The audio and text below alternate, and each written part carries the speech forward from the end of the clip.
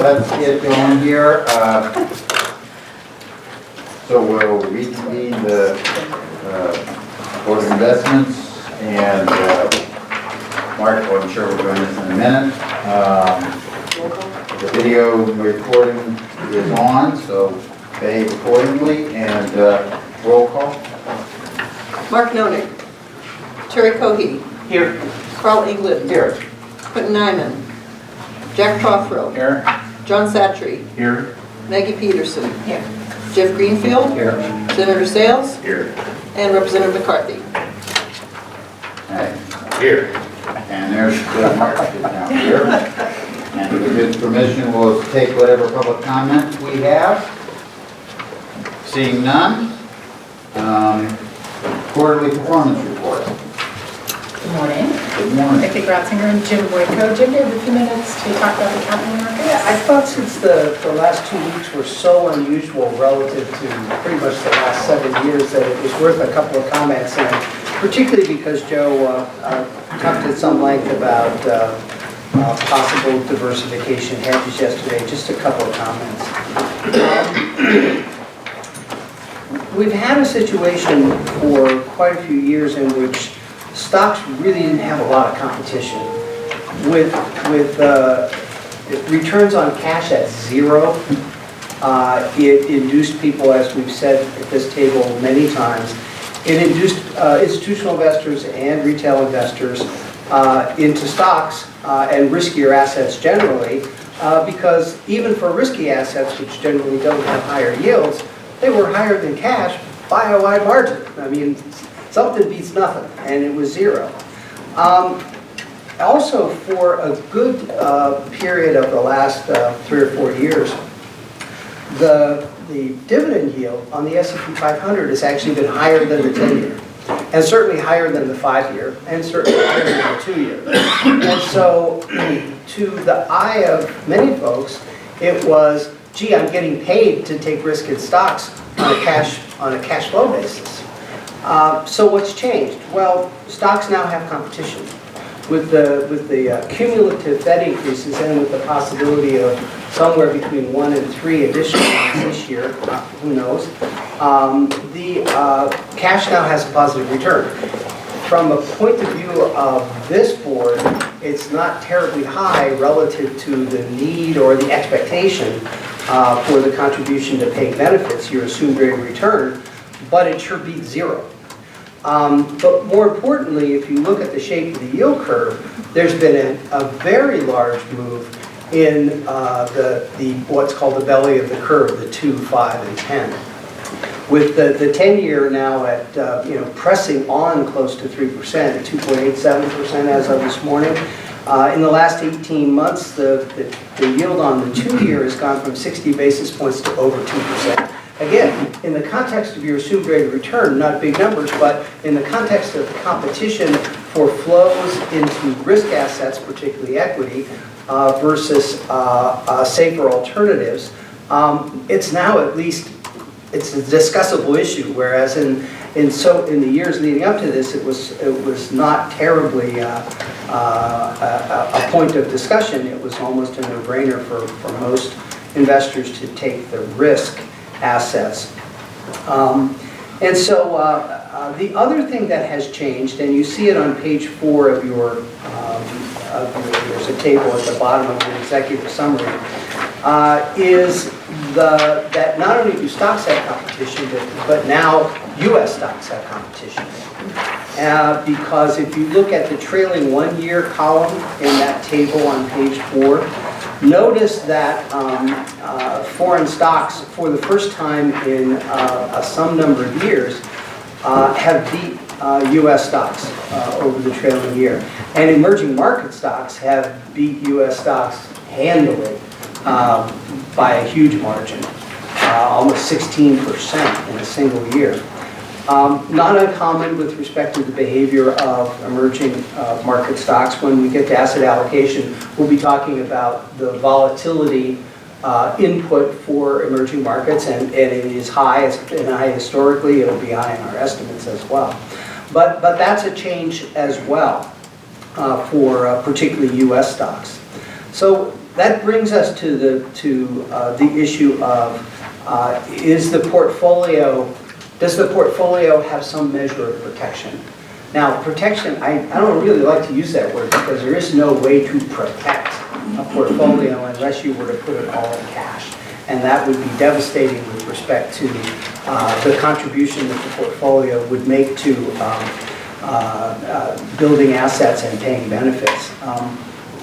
But as Joe mentioned yesterday, diversification is really important, and in the presentation today, we'll address the question that you asked yesterday about beta and why it's one of the measures that we watch to see how vulnerable a total portfolio with multiple asset classes might be to a decline in the U.S. stock market in particular. But if you look at the sources of risk in a portfolio, equity dominates everything else because it is also the growth engine, but it also has the biggest tendency to have big declines, and we've seen those in 2007, 8, 9. We've seen them in 2000 to 2002. We saw them in 1987. We saw them in the Nifty 50 in the mid 70s. So one of the things when we look at hedging is, well, what do we hedge against? Well, we typically hedge against the riskiest parts of the portfolio, the part that drives it the most, and that's equity. And that would include foreign equity as well. The second thing, though, is that you have to ask the question, well, equity declines, every equity decline has its own characteristics. And one of the things, and it's evident in the opening today, equity values can be compressed because of fear of inflation, which would compress valuation and compresses PEs. Even though earnings, nominal earnings, are not necessarily affected, in fact might actually get bigger. And so the hedge against inflation is a slightly different point of view with respect to hedges than say, a hedge against an equity decline that was driven by a recession or an earnings decline.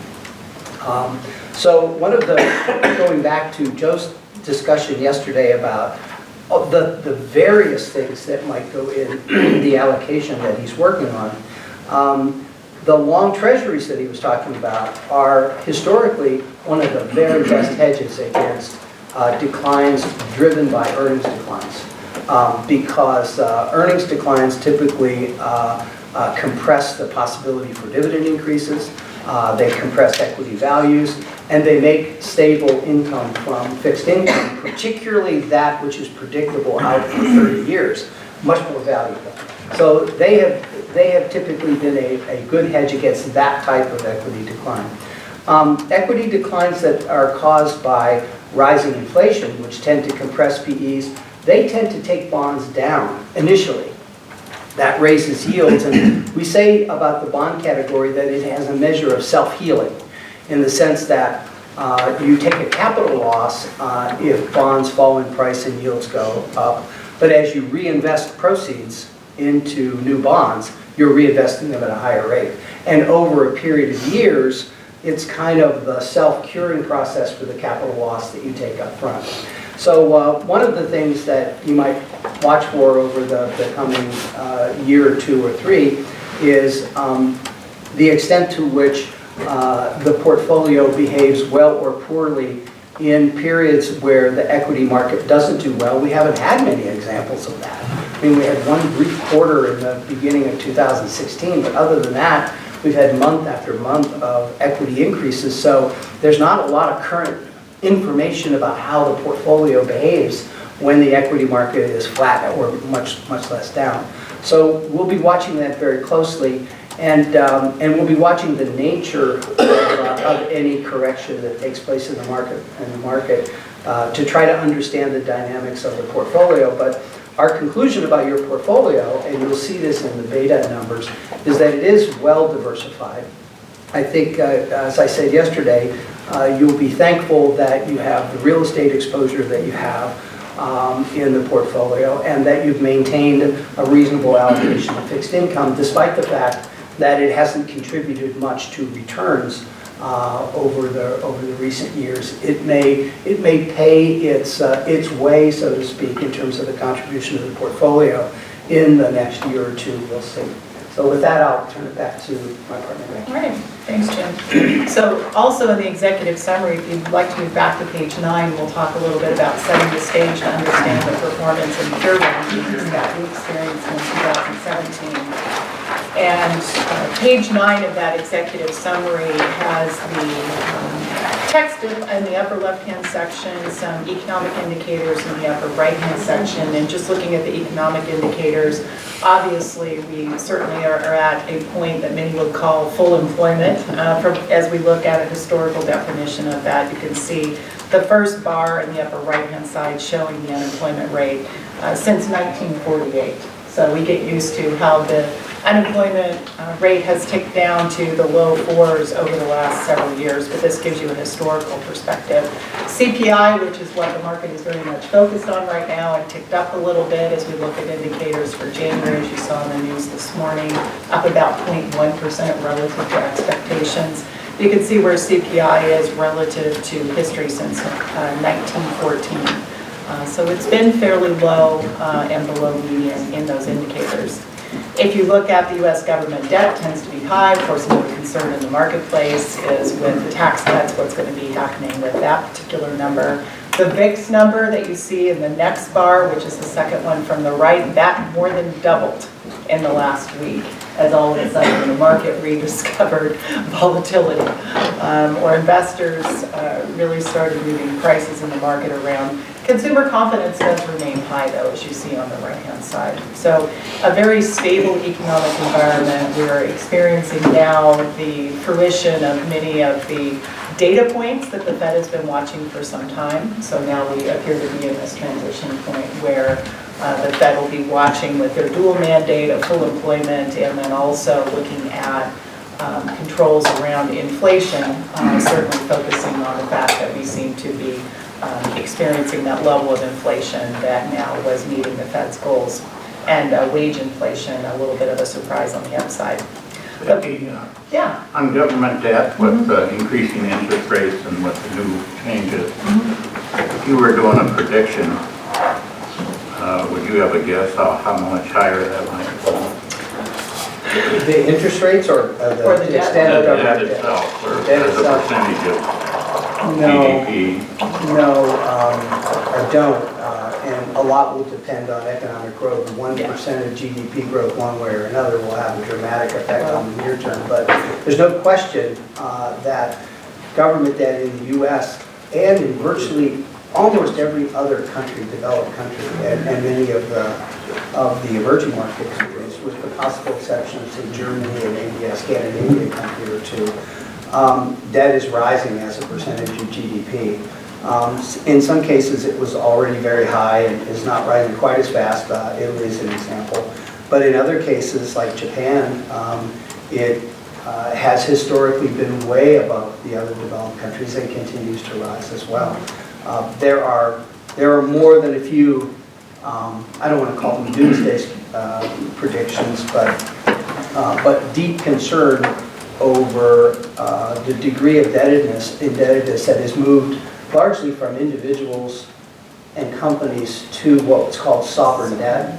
And there are many long-term economic forecasts that say that this will sit on economic growth kind of like a big wet woolen blanket. And so instead of... Does that count? Yeah. Well, you want that. All right. I think that's it for you. Wow. That was just the first one. No, counts tomorrow, yesterday. One for the tally. And basically suppress economic growth. And the example that has been used is Japan. To answer your question, Japan has gone through what's called the lost decade, where they hardly grew at all. Interest rates were very, very low, near zero, and even below zero when the Bank of Japan got deeply involved in quantitative easing. I don't think we're smart enough, or anybody is smart enough to know exactly what the effect will be, but and its magnitude. But there's if you're not concerned about the growing level of global debt, you have to scratch your head and say, why not? Why argue? So, on this chart here, help me understand that, I mean, just the bars and the shapes and, These are quartiles. Yes. Historical quartiles. So let's take the one that's the most unusual, like VIX, the fourth one in from the left.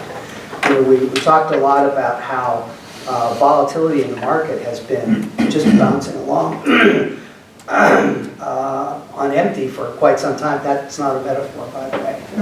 That's a quantitative measure. And can it literally bounce? well, yeah, it actually does bounce a little bit. Well, like it could be a quantitative measure too. Relative to what VIX, the VIX measure, which is it's a measure that's derived from the options market, and it indicates how much options buyers and sellers believe that prices are going to flex.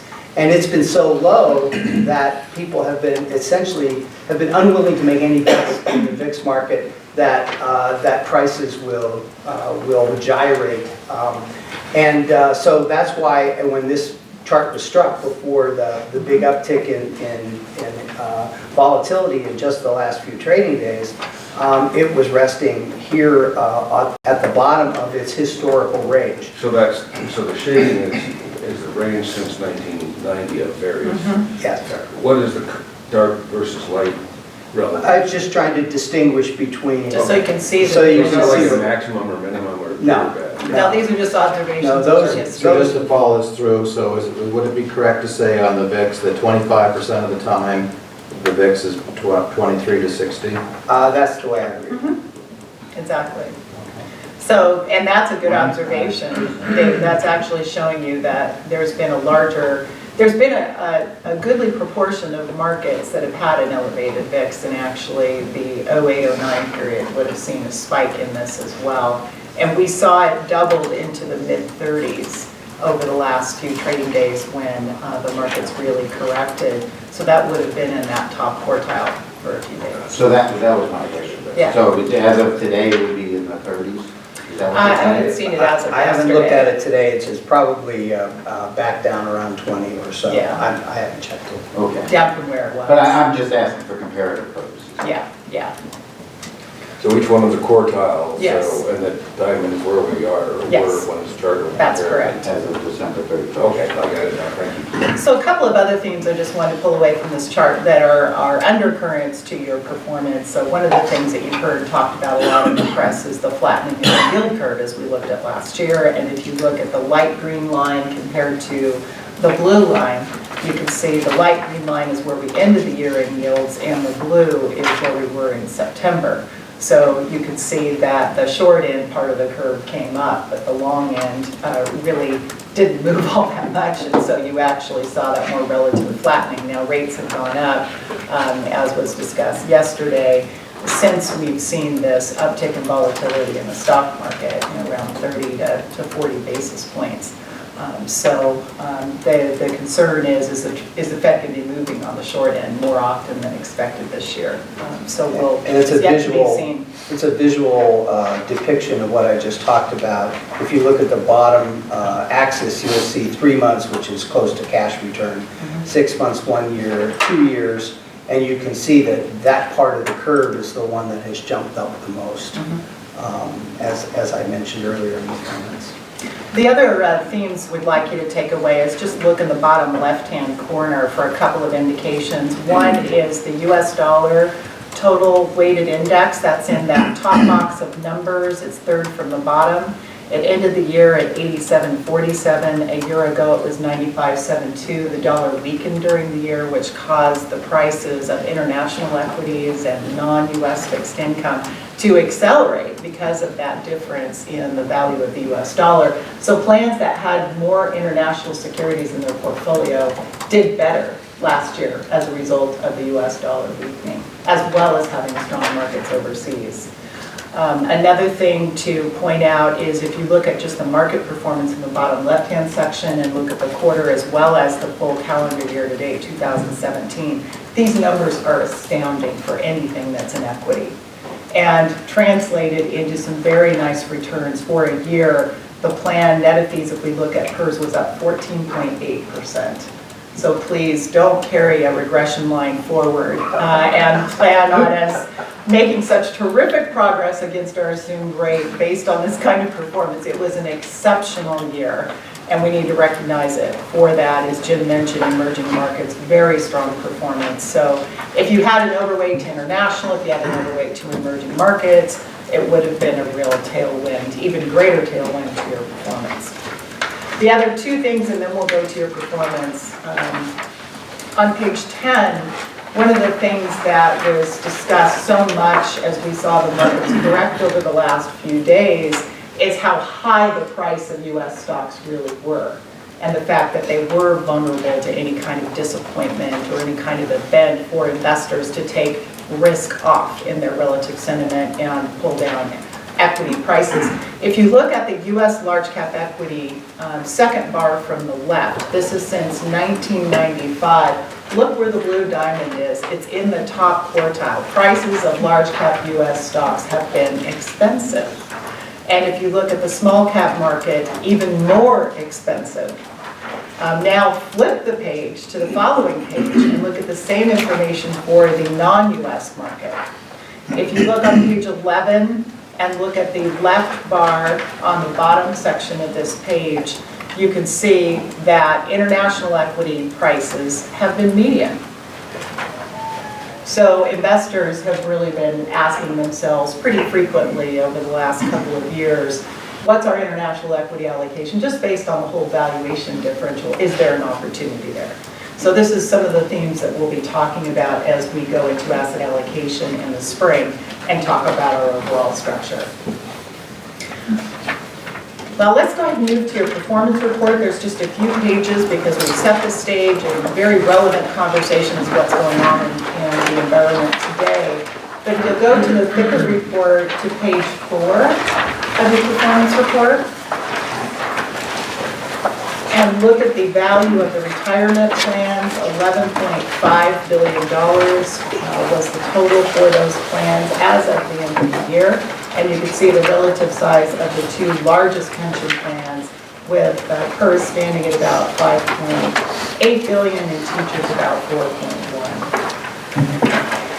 If you turn to the next page 5, so the new consolidated asset pension pool then is $11.3 million, and you can see as you can see on the bottom of the page. That was a big downtick. Yes, it was. That's not enough coffee, is what that is. Page 6 actually shows you the performance I alluded to.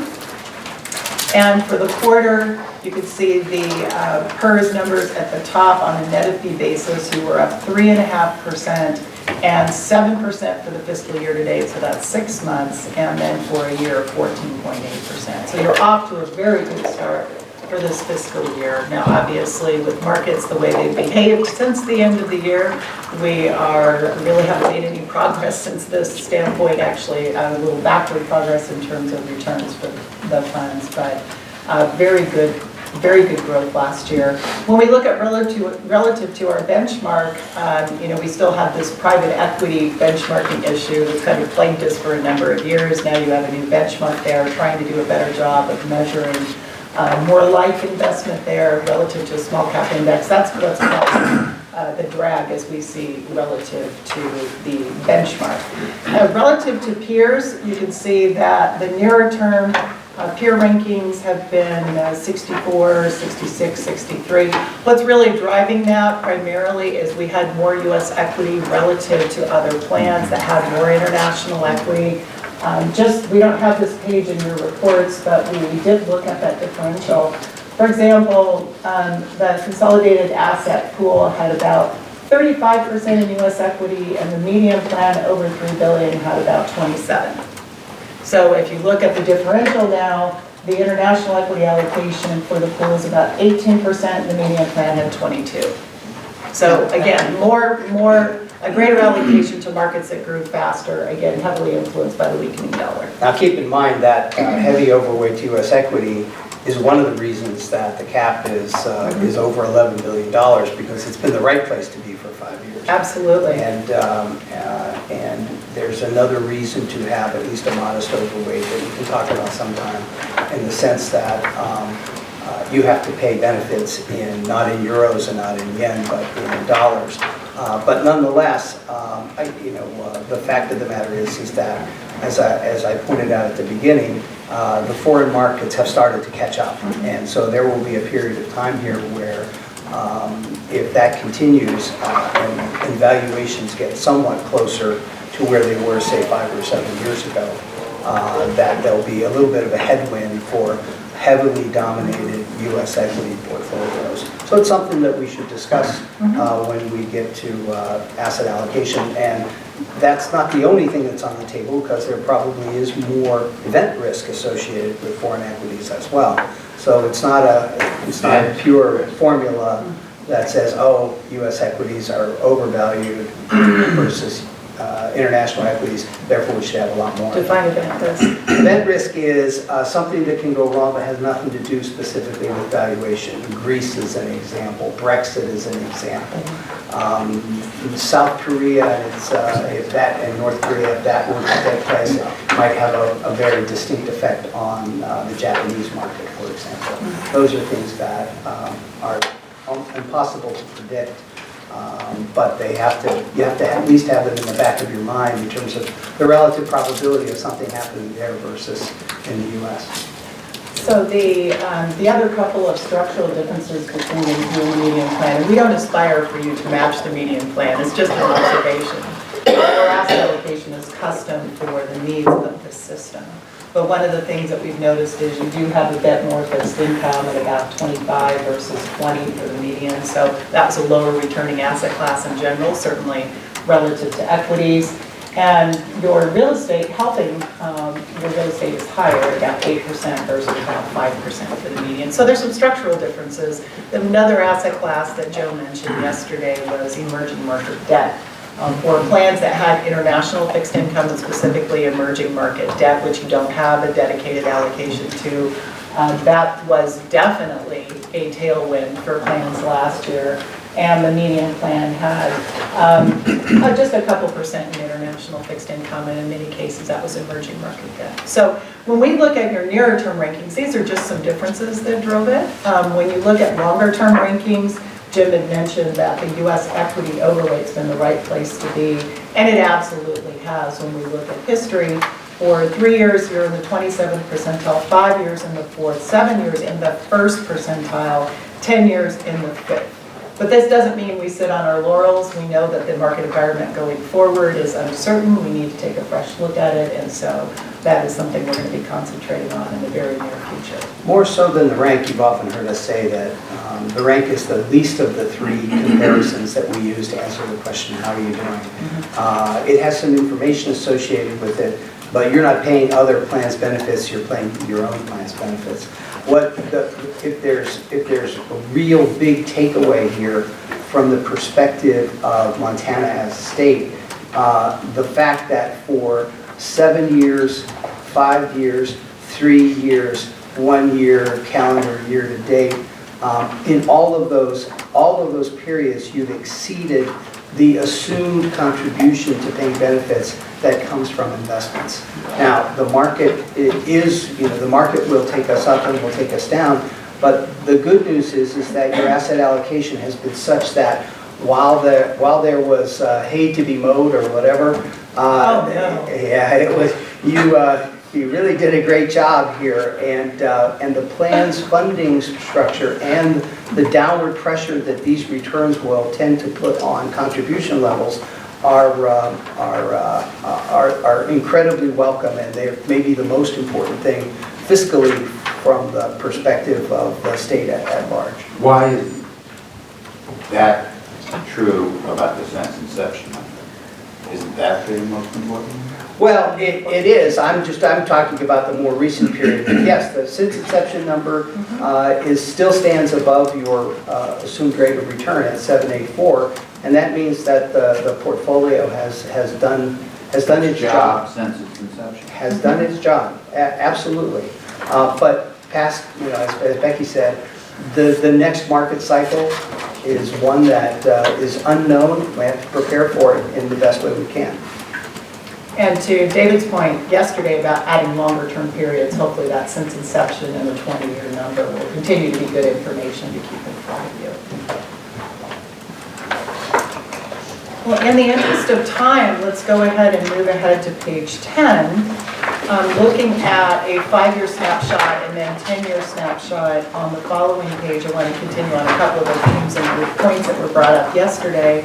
When you look at risk and return, you can see in the upper left-hand section this scattergram that we show each meeting. The dots or actually the squares, gray squares, are other plans in this universe of greater than $3 billion public funds. And you can see they're kind of scattered across the spectrum. You are the green diamond and the blue is your benchmark. And you can see that you've had more return for the same level of risk compared to other plans. Another interesting measure of risk that we talked about yesterday is beta, your total plan beta, or sensitivity relative to the U.S. equity market, which tends to be an embedded risk that dominates, and generally equity risk dominates the portfolio and most public pension plans portfolios. But the U.S. equity market is a special element of market-related risk that we continue to watch because of the big impact that we certainly all saw in 08 and 09. You can see that you have an overall plan beta of 0.54. The median has a beta of 0.49. So you have a little greater equity beta than other plans, not significantly so, but it is above median. And again, your structure has been weighted towards U.S. equity relative to other plans, so that shouldn't be a surprising result. Another measure that Jim promised yesterday was looking at other measures, not just beta, but risk, downside risk. How much downside risk do we have in our portfolio? We do have a technical reading of this, and it's in the glossary for not the overall system glossary, but our report glossary in the very back. This downside risk actually measures standard deviation only when the market is going down. And the higher number you have, the more risk you have in your portfolio. And you can see that you rank in the 69th percentile, meaning that you actually have a little bit less than median plan risk. When the markets go down, you tend to go down a bit less than other plans. And because you have diversification in your portfolio, your overall structure has worked well. Keep in mind, though, in the last 5 years, we haven't had much down. So we thought that would be interesting to point out. Whether you look at standard deviation, downside risk, beta, or the cloud chart that Becky pointed out on the upper left-hand side of page 10, there's nothing in any of these metrics, and they come at risk in the portfolio from different mathematical angles. There's nothing in these measures that says that the structure of the plan is unusually risky. In fact, quite the opposite. It seems to be right in the center of where institutional investors of your type tend to lie right now. But it seems to me that on this 5-year scale, over the last year or so, our dot has moved to the right. And in fact, you can And you can see that, I think. On the next Well, that was page. my question. Is that- page 11. Yeah. Okay, so why? Other plans are de-risking, or? Well, other plans. What does that mean? Well, we have had a couple of years prior to this year when all equities went very well. A couple of years when we've had different performance in the various regions when you look at equity performance. We're not all that concerned about the 5 years because, again, there hasn't been much downward performance, if you will, driving our dot to the right. When we look at 10 years, that actually includes the financial crisis. It actually has the great financial crisis of 08 and 09. You can see that our dot point is exactly where we want it to be. So we're not all that concerned that we move back to median from a risk perspective, but it's some of those things we keep in mind when we look at asset allocation. We would be saying something different to this board. Let's take a look at the page that Carl implicitly referenced, which is page 11.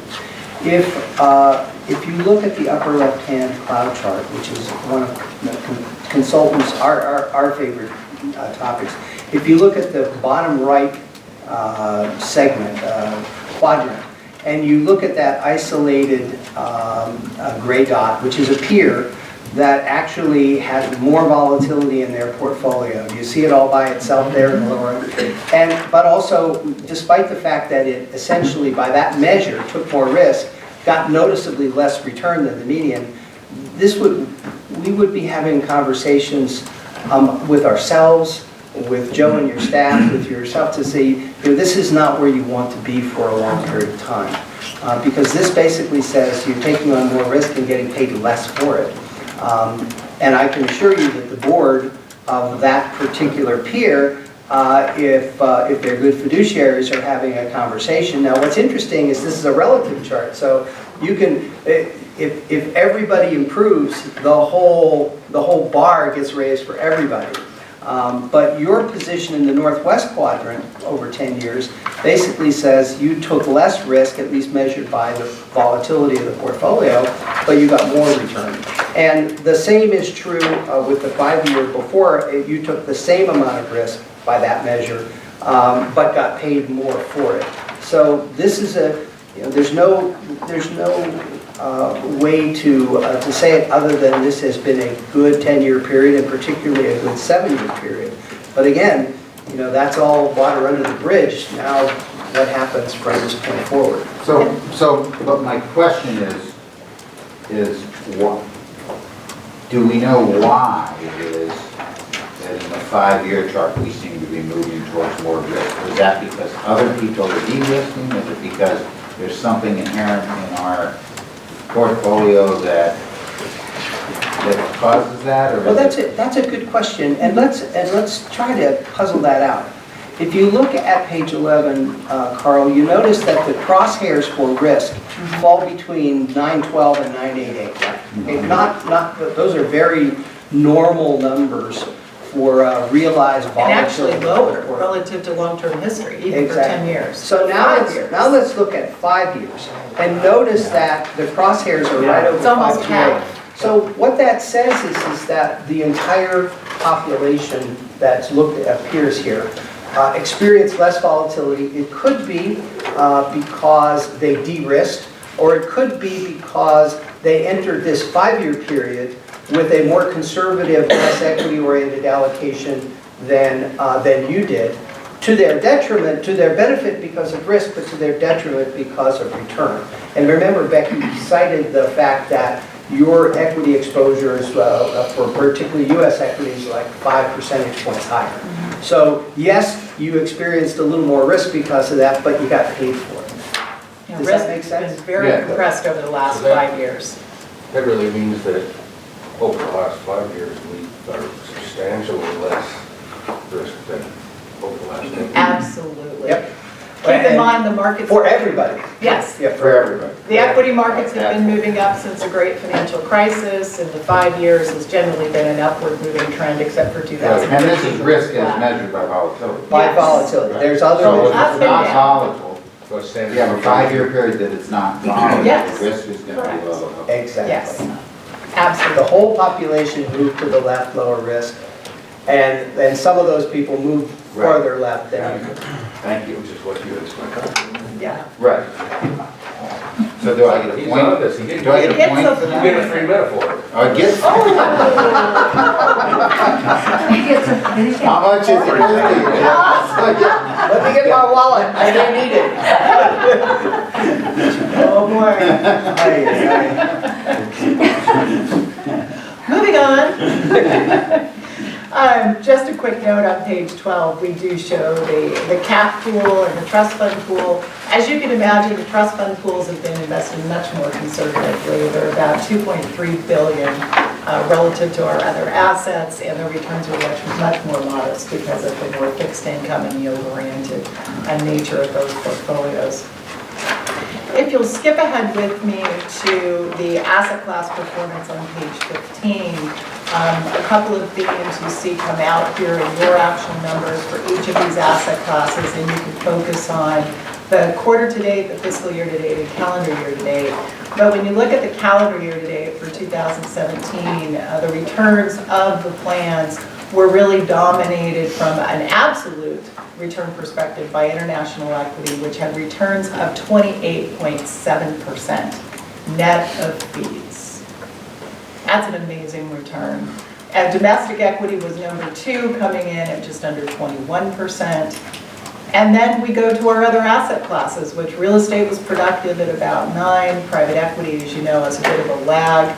When we look at the most recent one-year period available for it, it's up about 15%, which is a couple pages back. So it really was an equity-dominated market. Next, really, real estate. High yield was helpful to investors as we looked last year, but traditional fixed income had much more modest returns as we look at these periods. So again, very strong returns. From a relative perspective, Randy's report on the equity portfolio, one of the things that you'll know, we see a little bit of underperformance there, not a lot enough to be concerned about. This is somewhat influenced by the fact that you have a small cap overweight in your domestic equity portfolio, which we agree over the long term will be additive. International equity was certainly helped by having small cap in that portfolio. It did very well and outperformed the developed large cap investments in international. And of course, emerging markets was the star, and you have some dedicated investments there. From a relative sense, we don't see anything significantly to be concerned about how each asset class did relative to its benchmark. Obviously, you've got some new composites here that we're going to be tracking and have more comments on in the future. Notice your real estate performance relative to your custom index has picked up and been very positive. That's the bottom of page 15. And has been very accretive to your structure over time. So last year was an equity year. We'll see how 2018 turns out. So the big red numbers in natural resources, what? I don't have any specific comments there. Joe, did you have anything you wanted to mention? Yeah, so the benchmark we're using there is an investable benchmark, and it's dominated by companies that have exposure to oil, and given oil's performance over the last year, that's recognized in the public market, so that's why that benchmark over the last year is up significantly, where our portfolio is primarily invested in private investments in the energy space, so there's a lag for that. So we do have exposure to oil, but it doesn't get repriced as quickly as the public market. So we will see over time, when public markets are up and down significantly, some meaningful tracking error to that benchmark. And our natural resources, is that our timber, or is that?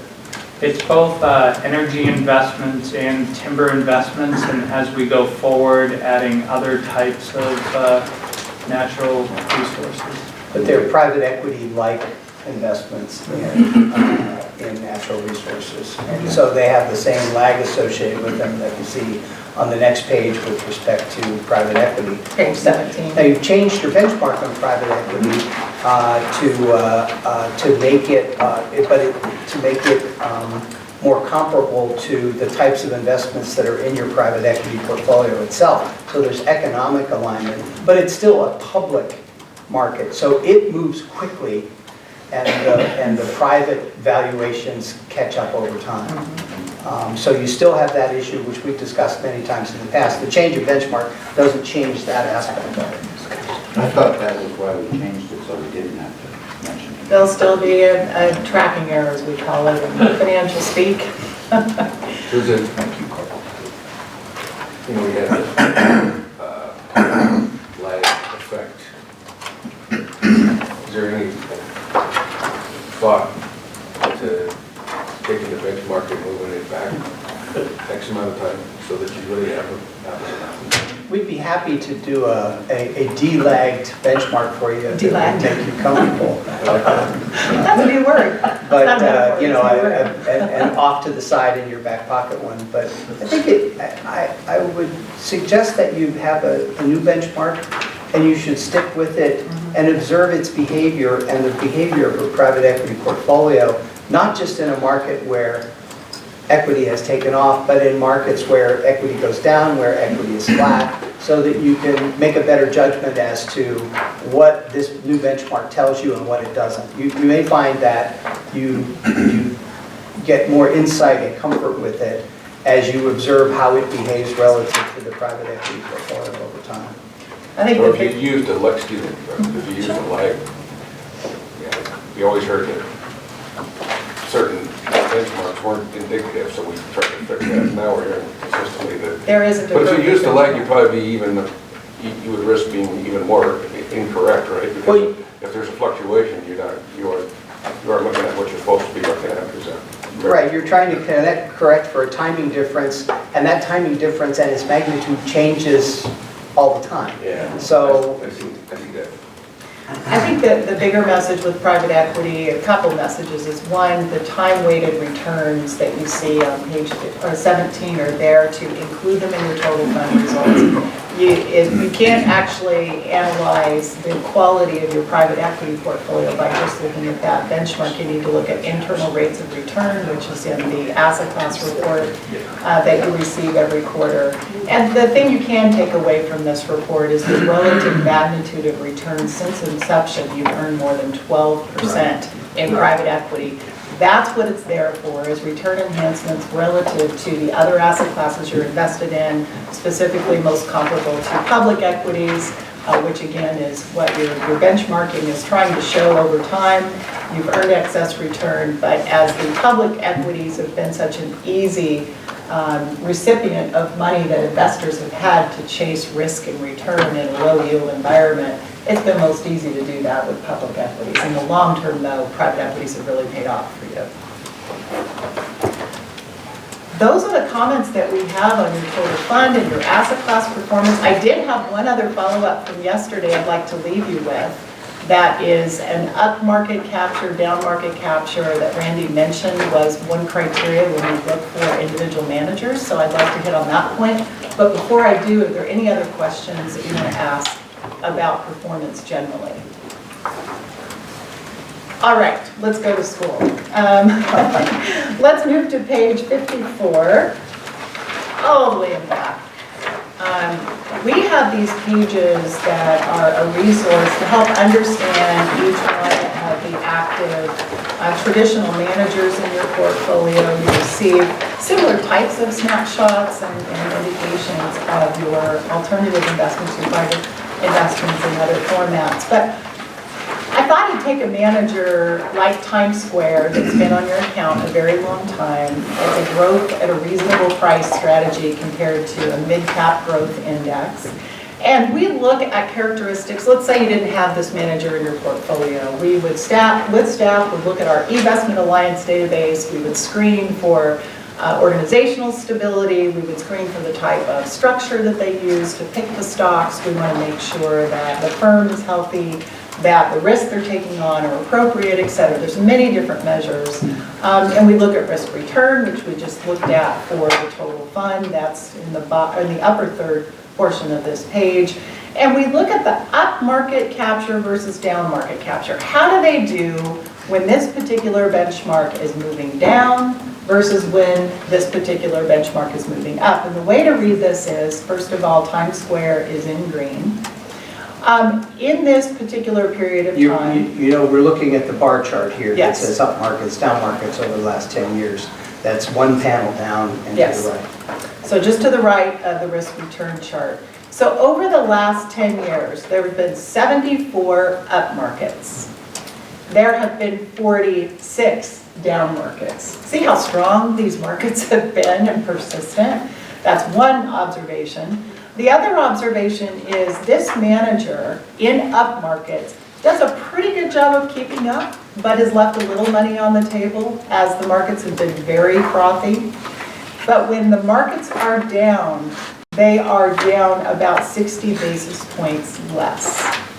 So the combination of their strategy in trying to appreciate along with the market, looking for companies that are growing but at reasonable valuations, has ended up with this kind of result. And that's one type of manager that's been very appropriate in your portfolio. You could choose a high momentum manager that has returns that are so much higher on the left-hand side of the up markets, but they may lose much more in the down markets. We have to understand those relative movements, combine it with what they tell us about their particular fundamental model, the way they look at companies, and make sure it all makes sense, and then make a judgment about whether it's sustainable in the future and try to understand what kind of markets can be a real risk for them. And if you think about the way you look at these characteristics that they keep up mostly on the upside, but protect a little bit more on the downside, the markets have been very strong in the last year. The index itself was up 25%. A manager with a little bit of a more modest growth style is not going to keep up as much when the market is so frothy. But over the long term, they've done very well for you. So that's just what I This illustrate. manager needs an uneven market to perform well against its benchmark because it makes its bones by not losing money or not losing as much money. Yeah. And that's in the attributes of the companies that it's investing in? Is that what Yes, that's part of what they're looking for. Their stock selection and the types of industries they invest in, the types of stocks within those industries, and their risk management in their portfolio. That's what turns into this up market, down market performance. And then, by the way, when you think about it, if this manager is not rising quite as fast as the market when the market is going up a lot, and not falling nearly as much as when the market's going down, that means it's less volatile. So let's just move to the panel to the left. What do you see in the green diamond? They are much less volatile than their peer managers. These are peer managers in this space. And they've managed to get a little bit more return. A good bit of it is because when the market goes down, they don't lose as many assets, so they have them invested again when the market goes up. So this, as Becky said, this is one of many metrics that we always look at and work with your staff on when we are both reviewing existing managers, but also looking for potential new ones. So, but my question is, so we're constantly told that asset allocation is 90% of our return, Yeah. or 80% of our return. When we get down to managers, is it the allocation or is it the individual company that's driving this kind of thing, or is it, or can't you? Well, make that distinction? it could be a different allocation. Remember, they're buying individual stocks. And Right. You're right.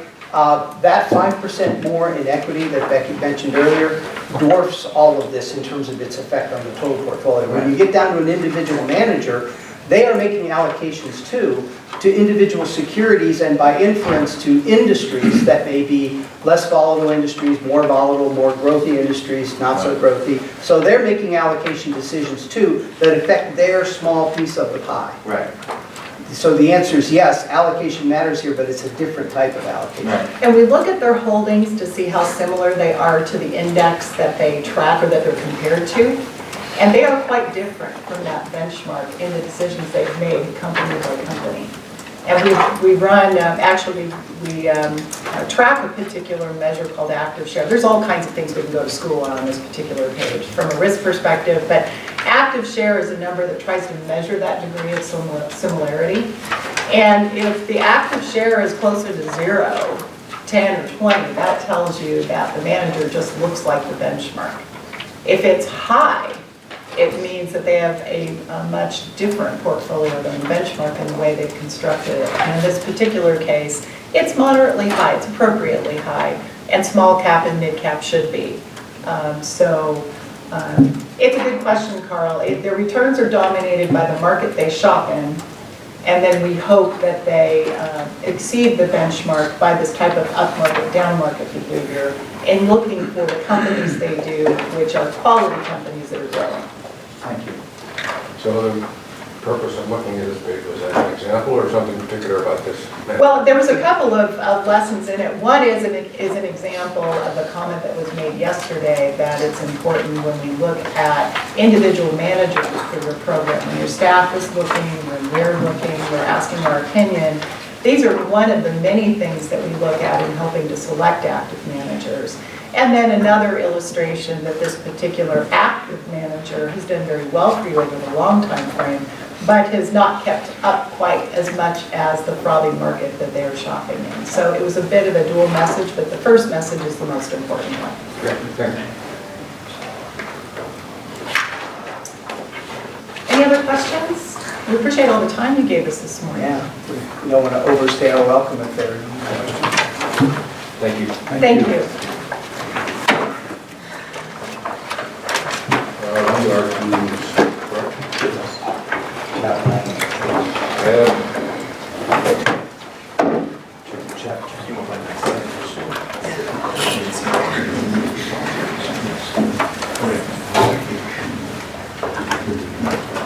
Sorry, we moved in. Oh, that's okay. I got it. Thank you so much.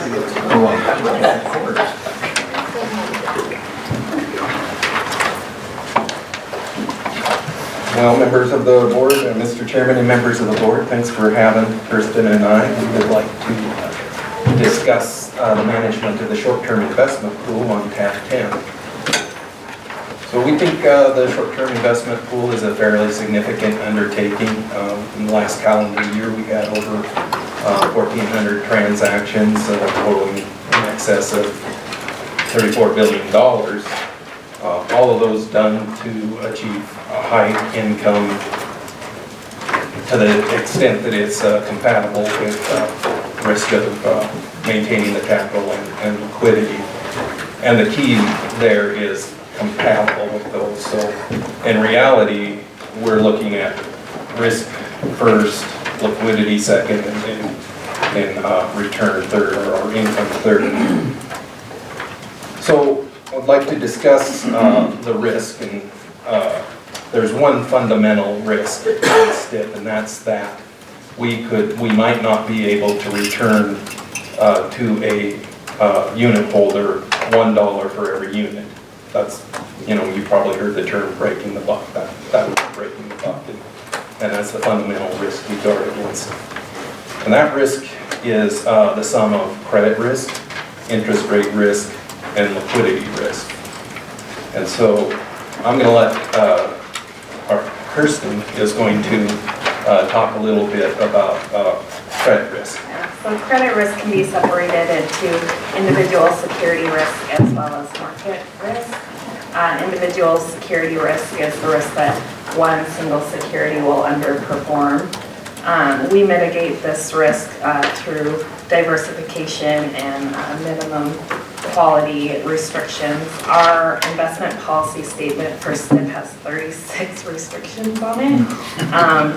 An example of this would be a max of 3% in any one issuer other than U.S.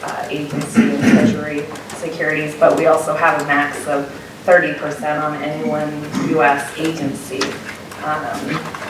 The chart at the bottom of page 4 shows investment grade financial average OAS index. OAS is the option adjusted spread, or the spread an investor would demand above a risk-free asset such as a treasury. The chart kind of shows how the market views security risk at any particular point in time. For example, you see the spike in the middle. That was the perception of credit risk during the financial crisis. So this is a bigger risk for STIP, something that we monitor all the time. So our fixed income team has created an approved list that incorporates all of these restrictions in the investment policy statement. We sit down with risk management at least twice a year to defend our approved list. Pretty much it's also monitored daily through risk management through our Bloomberg terminals. So we can't buy something that is not on the approved list. Are there any questions about individual security risk? Market risk, seen as usually called systematic risk. You can lower market risk through diversification. So we're showing on page 5 assets by types. You can never bring market risk completely to zero. So our job is to mitigate it as much as possible. We do this through maturity caps. Our asset-backed commercial paper is limited to 90 days. Our variable rate securities have a 2-year max. And then we also have minimum credit ratings, which I mentioned before. We also limit the sectors, which is this assets by types, such as 40% max in asset-backed securities or a 65% max in U.S. agency securities. I guess if there are no questions about market risk, I'll turn it back over to John. Thanks. So liquidity risk is a risk that we might have redemptions that we can't cover either with maturities or with the money market funds, and so we would be forced to sell a security and expect that to happen at the worst time. In other words, when the security value has fallen and we take a loss. Generally, we can predict with what the liquidity necessary in the STIP is. State agencies don't really have a choice. They don't get to pull their money out and put it back in. Local governments do have that choice. They can pull their money at any time. But I would just reference the chart on the bottom of 16 and, I'm sorry, on page 6. And you can see from there that the local government's percentage of STIP is generally very predictable. It's almost like a heartbeat. You know, when we see property tax money coming in November, then their level increases and then declines as they pay that out, and a little more of it blip in May when the May property taxes come in. But one thing I would point to is the right-hand part of that chart where we've seen a significant increase in local government's percentage of STIP. A lot of reasons for that. One is just the denominator effect of that period being difficult for state finances, so we haven't seen any increase in the level of the general fund and trust funds and various agency money. Another reason is that there are several large high school bond issues invested, so I think Missoula has one, Gallatin County has one, Lewis and Clark County has one. We expect some of that to come out over time, but the timing will be uncertain. And then also, the local governments are subject to some of the same difficulties that the STIP pool itself has, and that is, it is difficult to put cash to use. Banks are not happy to leave large balances in checking or savings accounts. A lot of times, the local government, like we would have to post collateral, or I'm sorry, pay for collateral to be posted to cover those. And so that's an expensive proposition, and it just makes it easier for them to invest in STIP. Could you explain that a little bit? Yes. So banks have to invest the money that we deposit. The we is anybody, any citizen. So they also are cognizant of their liquidity requirements and capital requirements, so that it's not easy for them to make the net interest margin that they would like by borrowing short from us and lending a little bit longer. As we've seen yield curves come down, that's a harder thing for a bank to do, to make money by lending what we give them.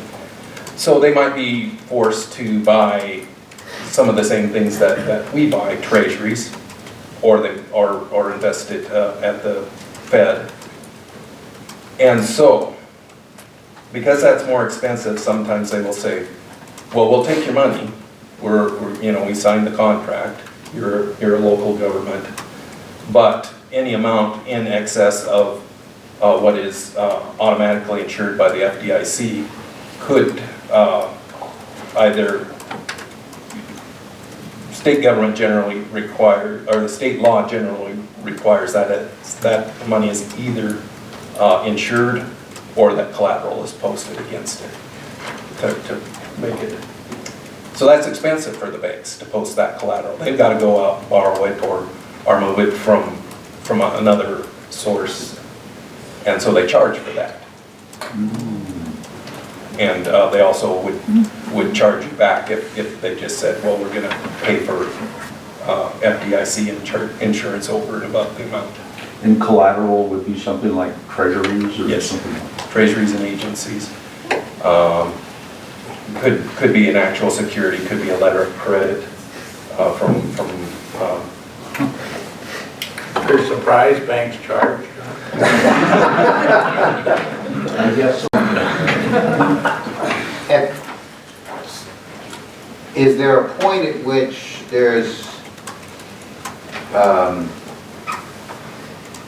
STIP is such a large percentage of local government money that it's difficult for you to manage it for the original purpose for which it was created, and that is to manage the state's short-term money? Well, a couple of things I would say there is that difficult, not necessarily, but it does affect your earnings. Because if you look at the left-hand side of the chart on page 6, you can see during the financial crisis a dramatic drop in the amount that local governments had in STIP. And so we are aware of that they can leave at any time. So that, as that percentage grows, we have to become more liquid, probably a shorter maturity time frame, maybe more treasuries and agencies, and that costs evil. But it is not something that would be impossible to do.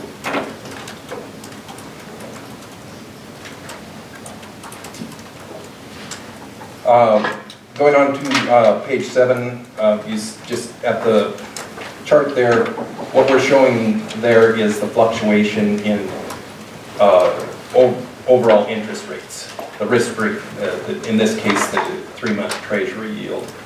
And so while you can look at that and say, well, that looks pretty volatile, please keep in mind the scale there where we're seeing only a couple of times where within the period of a month we've seen 0.4% change.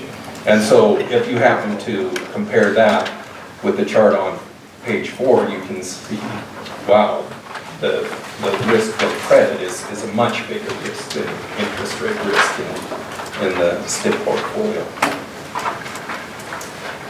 So a savvy board member might ask, I'm looking towards you, Jack, might ask, okay, well that's great, so how much risk is there? So we attempt to answer that on page 8. And this is an estimate of what a worst case scenario would be in STIP. So what I would immediately refer you to is the bottom middle part of the chart where you see a 0.54%. As of December 31st, that's our estimate of what would happen to the net asset value of STIP in a worst case scenario. And so we build that worst case scenario by looking back and saying, okay, what were the worst cases for various asset classes, then applying that to the existing securities based on their maturity, if you will.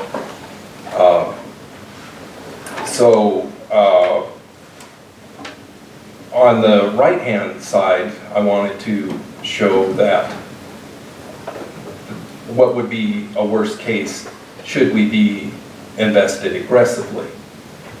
And by aggressively, I mean, well, within the policy statement, we're still going to always not violate the policy statement, but what if we took it to the max that we could do in the policy statement?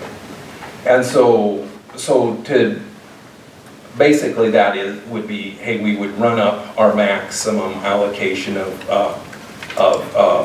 corporate debt over a year, over 397 days, up to the current 25% policy limit. And then I just kind of work word from there, saying, okay, well, what's the next aggressive thing?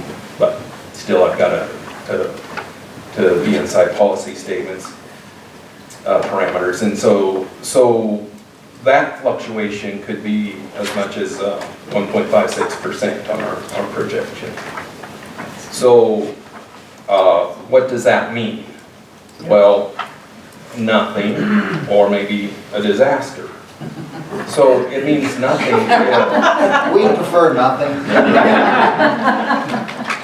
Nothing if nobody needs their money, right? Because the securities will mature at par. And so, yeah, the value fluctuated, but we weren't forced to sell anything, so no problem. But I think, as we know, it always happens at the worst time, and it is likely that we're going to need the money at the worst time. And we saw that in 2008. It's 1.56% of the total portfolio, not a change, not the effect of the change. I mean, just it's an incremental amount, right? Right, so if we were saying, okay, it was $1, then it would be $98.44. Okay. And so say everybody wanted their money out at that time, well, it would be a disaster. And that is what we saw in 2008, 2009. Yes. Because the local governments were getting out, Right. like you said, at the very worst time. Right, and so we had a difficult time. So, Could you do that one more time, the dollar analogy? Yeah. okay, so say that, we know we want to return $1 per unit. And so say that we were at $1 per unit. Well, if we were really aggressive and then the worst case scenario hit, then we would only have 98.44 cents, 0.9844 or 98 odd cents to return. And so we would be, if there were redemptions, and I think we would assume that there's going to be, then we would not be able to return $1. I think what I heard last time was it was $1 and then $98. Yeah. Yeah, it's decimal. Yeah, It's probably. all right. The other one, the 0.54. So that would be a scenario where it went from $1 to 99.46 cents. Sorry about the decimal points there. The order. Now, so if it's 99.46, right? Yes, sir. So the best of the worst case scenarios, right? Well, the current worst case scenario. Okay. So that's just, we picked the end of the quarter and said, what's the worst case scenario? Then, okay. And we got the reserve. Yes, that's exactly the question. I was hoping somebody would ask. Good job, Carl. So, Jim, I got another. so, I'm lagging here. I'm lagging, I gotta catch up. It's, by the way, it's like cap and trade, so you can exchange. so if we could skip the next slide and go to page 10. So at the end of the quarter, the STIP reserve was about 82 basis points. So worst case scenario, the reserve covered it at the end of the quarter. Right. So that probably is not, while it is not written into the policy statement, it is something that we follow regularly and closely. And at least internally, we feel like, well, we're probably never going to put ourselves in a situation where the worst case scenario is not covered by the STIP reserve. Okay, so here's my other question.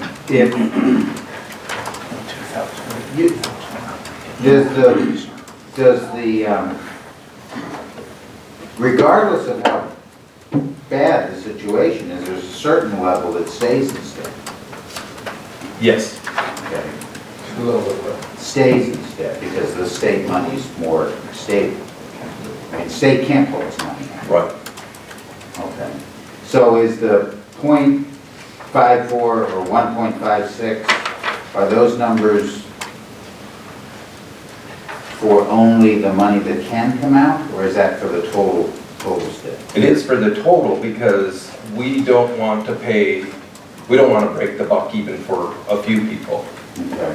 So if we didn't have our liquidity sufficient, then regardless of the fact that, 50% is not going to move out, the percentage that does move out, we still want to pay it off.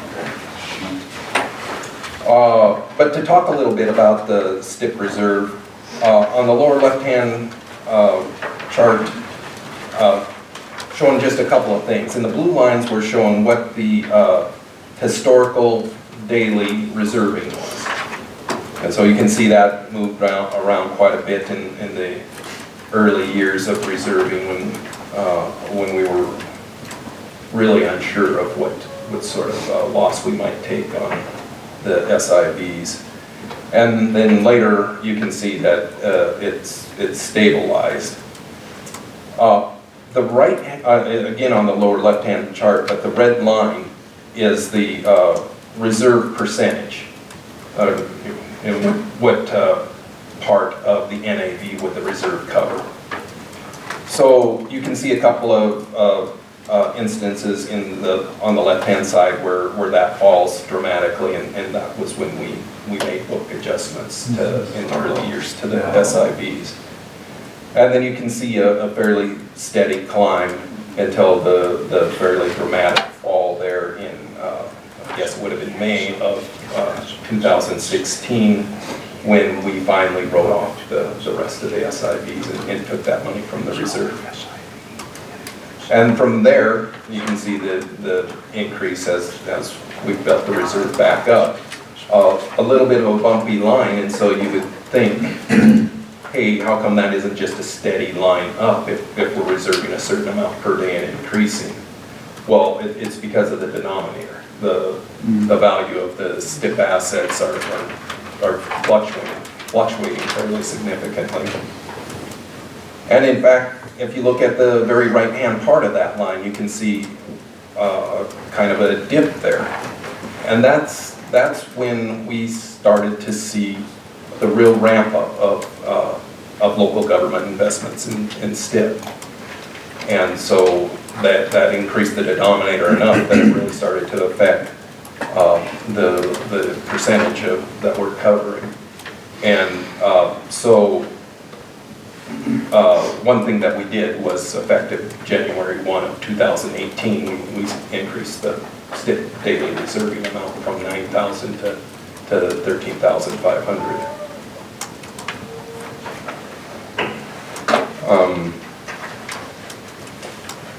Oh yeah, better go back to the slide 9 where we show the STIP income. And so the only thing I would call out there is that, generally we run very close to the benchmark in terms of yield. You can kind of see a little bit of blue fuzz on the left-hand side, and that's when STIP was out yielding LIBOR, as you would expect. As LIBOR declined fairly significantly, the STIP lagged that decline. And you can see just a little bit of orange fuzz on the right, where the opposite is true. As LIBOR has increased, STIP has lagged that a little bit. So, happy to take any questions, but the conclusions I would just make is that the staff is contemplating the risk in STIP, we're measuring it, and we're managing it. And only after that are we looking to increase the yield. We spend a lot of time on this subject. I spend a lot of time thinking about STIP. John and I have lots of conversations. We're watching our concentrations of local governments. We understand there's a difference between the statute and perception, and we get all of that. We know we survived. Nobody got less than what they put in as far as par during the SIV problem we had. We ended up writing off over $40 million in losses in STIP, but nobody actually lost money. We had a reserve. I would remind you that it wasn't very long ago that no money market funds had any reserve. They had no equity. That has changed. We don't have gates Some money market funds actually have gates. If this happens, then you are prevented. I believe that we don't statutorily have the ability to put gates. That's not what the law says. The law says, no government, you can be in STIP and you get your money back. Is that an actual state guarantee? My analysis, it's not a literal guarantee. It's what the statute says. But the state needs to perform. Carl, your point about the original purpose is very important to amplify. One of the things that gives STIP incredible ballast is that state agencies can't just run away. When I was budget director and we had the SIV problem, which was $140 million, I had a couple of state agency people cause that they wanted to move the money out of STIP. And I said, you will not. Go back to your day job and let me worry about that with Karen. And we did. And so we had some local governments, I think, get very concerned. We have turned that around. We've had tremendous inflows in STIP, but we do watch it. We are at historically high percentages of local governments. We do watch it. As you probably know, we have significantly ramped up the written exchange we have between the participant and the board, i.e. a resolution we require participants now to have a resolution to disclose these factors in STIP that we really culturally just really didn't do in the past. We tell people that it's not guaranteed. We tell people what the statute is. We tell people what the reserve is. That when you say that 13.5% reserve, we take it out of their yield.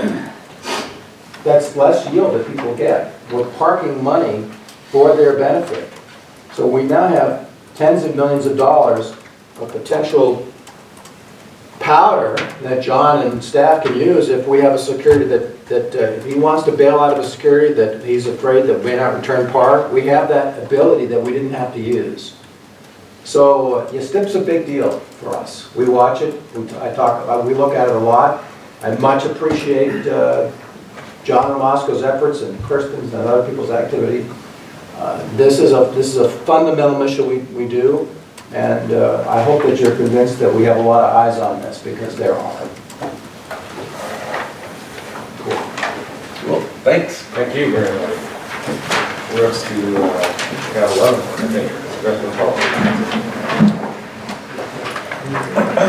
Mr. Chairman, members of the board, we are on tab 11, seeking your approval for the proposed investment policy statements for a number of separate accounts that we have here that are listed on the memo.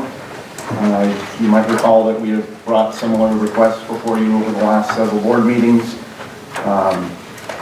Would make a few comments that if adopted, all of these accounts would comply with the new investment policy statements as we have presented them here, with the exception of the Montana University System Group Insurance account, which is looking to eliminate the ability to have individual corporate securities and have an allocation to trust fund investment pool, which we did with 3 other accounts you might recall in November. When we made that change in November, it took us 2 days to get those accounts in compliance. I would expect it would be a similarly short time frame that we would be able to do the same thing, maybe not 2 days, but a week or 2 at the most. We contacted all of these accounts, talked to clients, and none of them have any objections. They've seen all these changes, and happy to answer any questions about these.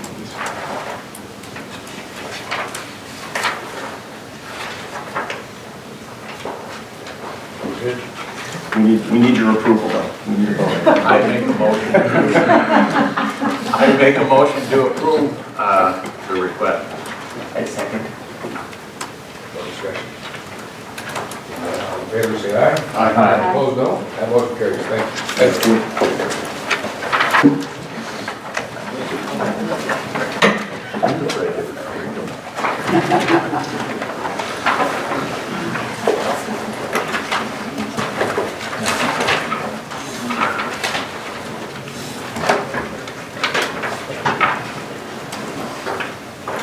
Good morning, Chairman, members of the board.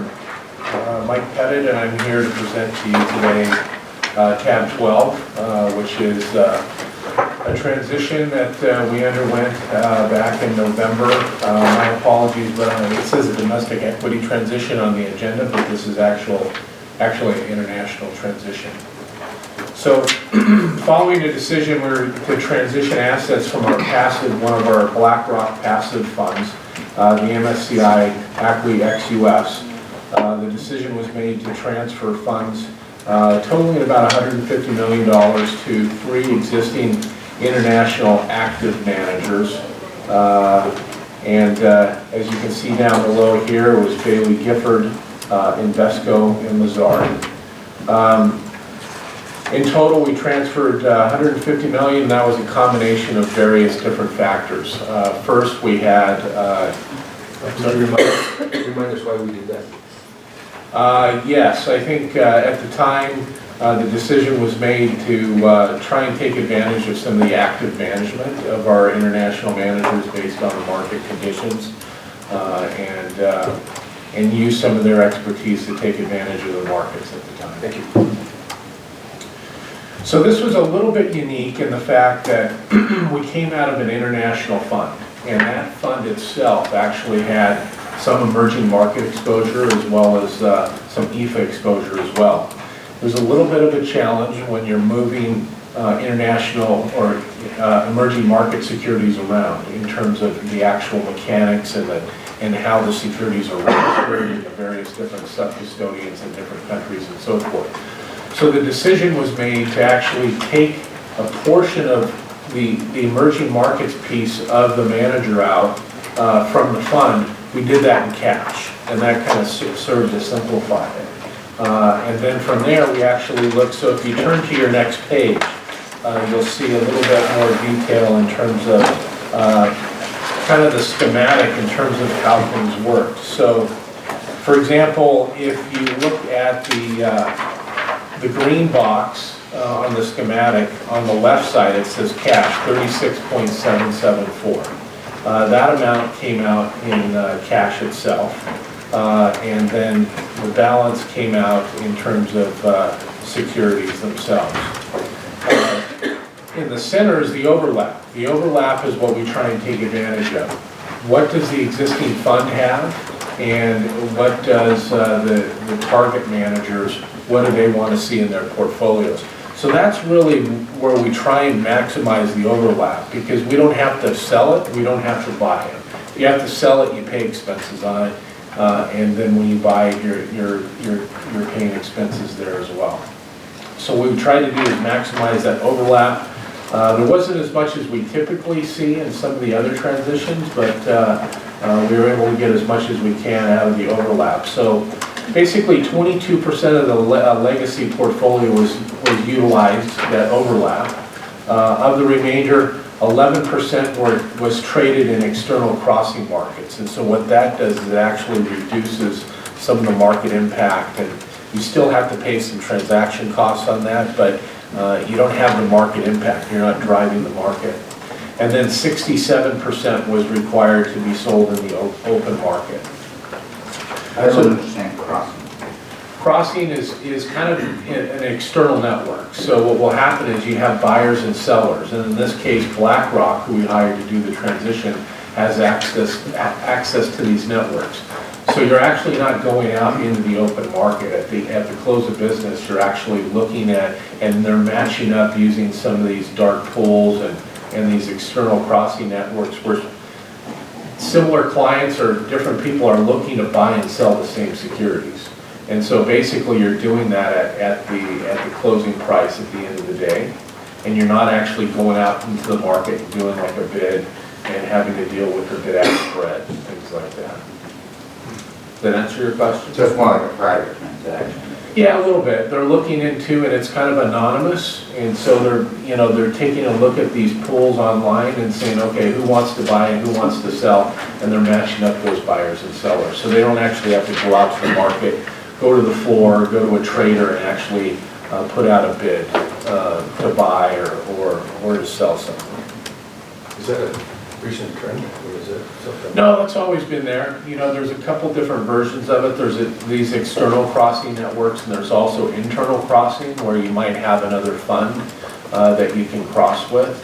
And in those internal crossing situations, you might be able to get away with not paying commissions, but in the external networks, you do have to pay commissions, but at the same time, it's more anonymous and you're just matching things up, so you're not driving the market with the market impact. Thanks. So if we turn to your next page, I can give you a quick little summary of the actual cost of the transition.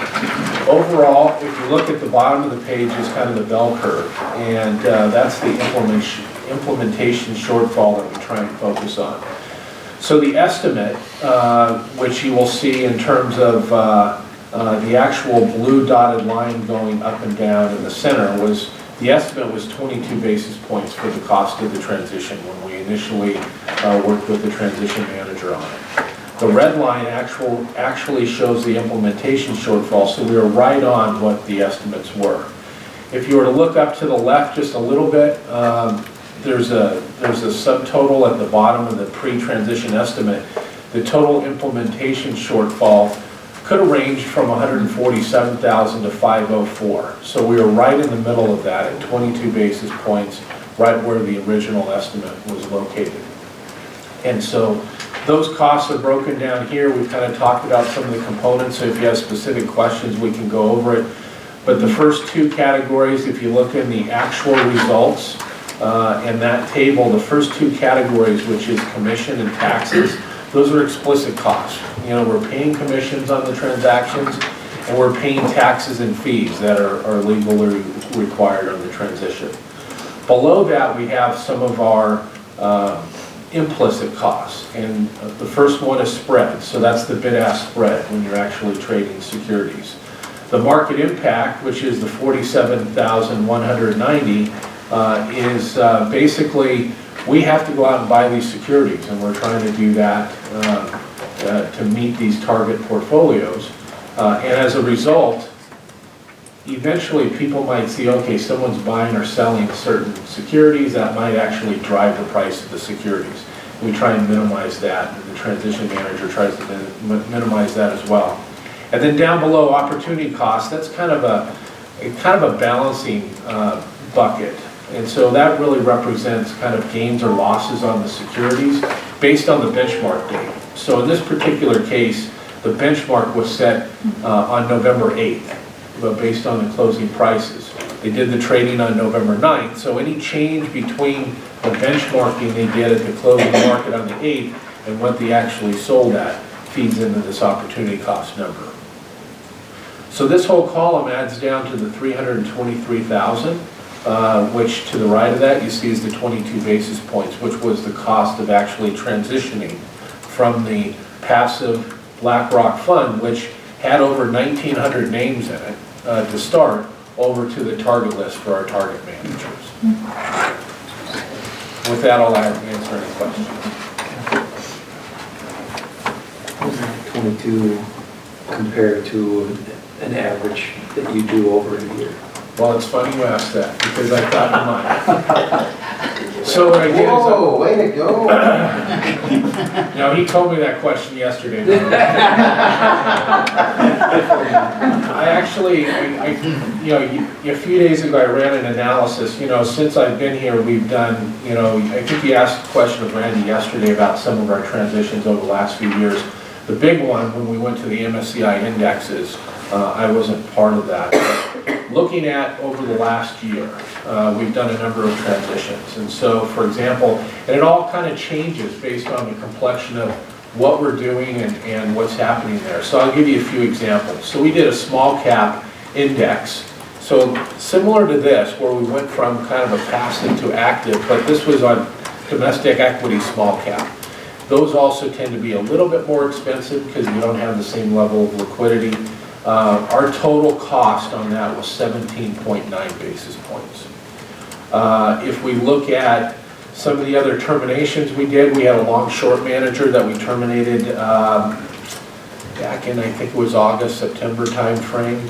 That was an easy one because we just went to cash on that. but it was all large cap domestic equity. And we traded it at the close of business, and so that amounted to 3.49 basis points. Another one, a domestic equity, we went from a manager to 2 ETFs, and there was a very large overlap between the terminated manager and the funds that we were going into. And so that was 1.96 basis points. So really, if you want to compare apples to some extent, maybe two different kinds of apples, you know. Red apple to a green apple, we had the small cap move for the domestic equity. And here we had basically went from passive international to active international. Very similar, 17.9 basis points charge versus 22 basis points for the international. A little bit more expensive, what we would expect, but overall pretty much in line. But you expect that much better activity over time by making that change, right? Yeah, and I think Randy might be able to answer that a little bit better in terms of the decision, but like I said earlier, I think, there's been, we've talked a little bit earlier about active versus passive and so forth, and I think at the time the opinion was let's move out of passive, give some more money to some of our active managers and let them take advantage of some of the market conditions that were in play there. Thank you. Thank you.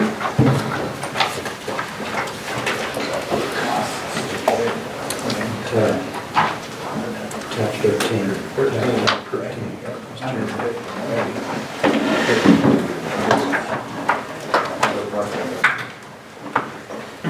Mr. Chairman, members of the board, if you recall, when our high yield allocation, I mentioned in the last few board meetings that we were close to hiring and funding a couple additional high yield fixed income managers, and we have done that, and John Putnam and Jason Brent did due diligence that led to hiring these two managers, so I'll let Jason introduce these two profiles.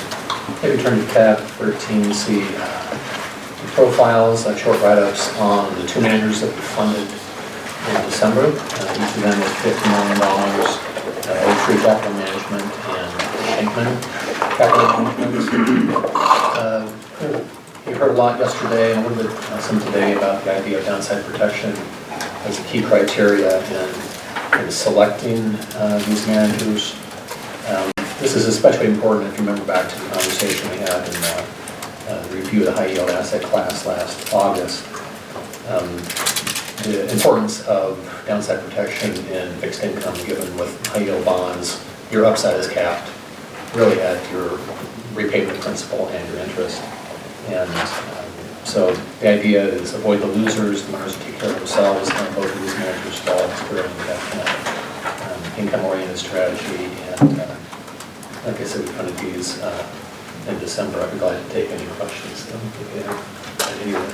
What's the big firm any strategy you use?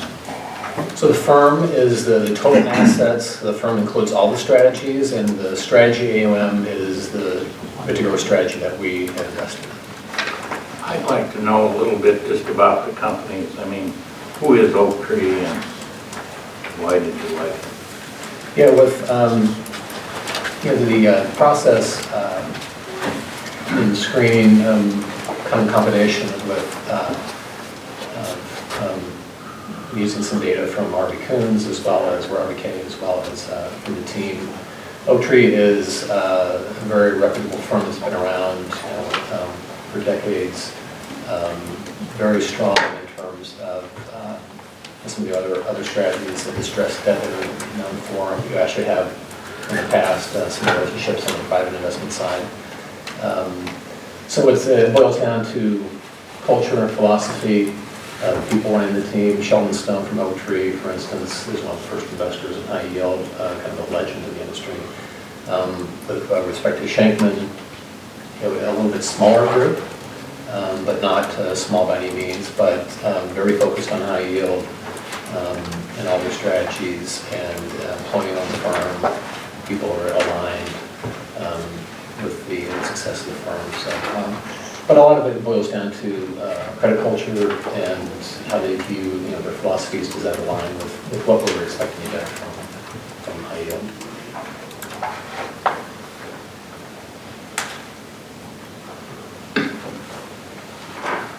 I would add that we funded each one of these managers with $50 million, and that's an initial investment, and then we may add to them in the future. And that would add, with the additions of these two managers, we could have four high yield managers in that allocation. Randy, where did you source the money roughly? And what did it come from, equities, or what did you do? How did you get it? It did essentially come from equities. Yeah, it didn't come directly from equities because it would come out of equities and then it came back to high yield eventually. Do you anticipate more high yield managers? Probably not at this time. We feel like 4 is a pretty good number right now, and we kind of want to ride with that for a while. Wouldn't rule it out, given that we're pretty much in the middle of the range of high yield right now as far as an allocation. So if we were to add, significantly to the allocation, maybe we might add another manager, but we feel like 4 is probably pretty good for any type of scenario at this point. In our research tools, we have ways to drill down. The board's heard from Steve how we can go. Can you drill down and see through the 4 high yield what they're all holding and how, when you do your quarterly analysis, and if they're all buying the same thing, then we've got 4 doing the same. So are there tools that say, I don't know, it's FactSet, can you give me credit, show me? We have a Wilshire product that the internal fixed income team uses as well, and we monitor the external fixed income managers with the use of that. And we do quarterly reviews with these managers similar to what we do with our external equity managers. So these guys are on our list now, our quarterly list for reviews. We had on that topic, we had some comment yesterday by Jim about how our quarterly reviews are very granular. And at least some indication that sort of overly granular compared to other people. Are you comfortable with the amount of granularity? Yeah, we can. Do you think you're doing too much or too little, or? I don't think so. I think it's just about right for what we like to do here. We might be a little bit of a pain in the neck for our managers in a way because we ask for quite a bit more from them, I think, on our reviews and do get more granular than most public pension plans. But that's our job, is to dig deep on these portfolios and to know the managers and the portfolios and to do it on a regular basis. So I think that's a compliment that we are overly granular. So John, and I'd ask this to John Putnam as well. We're sensitive to style drift on equities. Do you ever see style drift on fixed income? We haven't yet. It's difficult to style drift when you're a high yield manager because you're buying the same type of securities that the benchmark would have, so to speak, and it's difficult to say this particular purchase is more of a downside conservative purchase than another. You can go by sector, but we don't see that as much. We don't, of course, we haven't followed these portfolios as long as we have the equities either, but we don't see that as much with these managers. It's early with some of these guys, though, because for instance, we just hired these managers. I would say that maybe it's more of a process drift with some of these managers. So, as Jason and Randy mentioned. And so I'm talking generically fixed income, not just high yield, but fixed income. I would say it's more in the high yield space just because there's no differentiation there. But as they mentioned, these are kind of downside capture type managers. So, they're looking to protect the downside, right? So a couple of these we've had a while and we covered, and these other ones are new. But if we saw them listing up the portfolio, I guess, and not kind of doing what they said they were going to do from a process or philosophy perspective, I think that's where you would get maybe more concerned. I think that's very spot on. we talk about style drift, but it's really more of a reflection of the equity market where there are style-specific indices. In the high yield market or in fixed income generally, you want to see if a manager that says they don't make duration bets, that they don't make duration bets. So a major duration bet would be a change in philosophy, a change in style. It would be a drift. With high yield managers, they often will have buckets with respect to the various degrees of credit risk that they're willing to take in terms of credit ratings.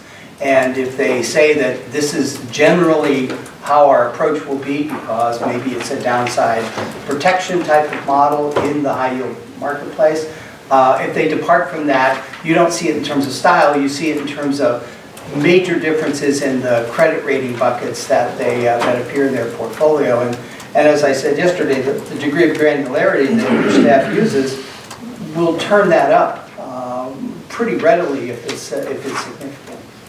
Yeah, we also do see, come to mind from a sector perspective is our manager post, for instance. They are predominantly in the more defensive areas as far as sectors go.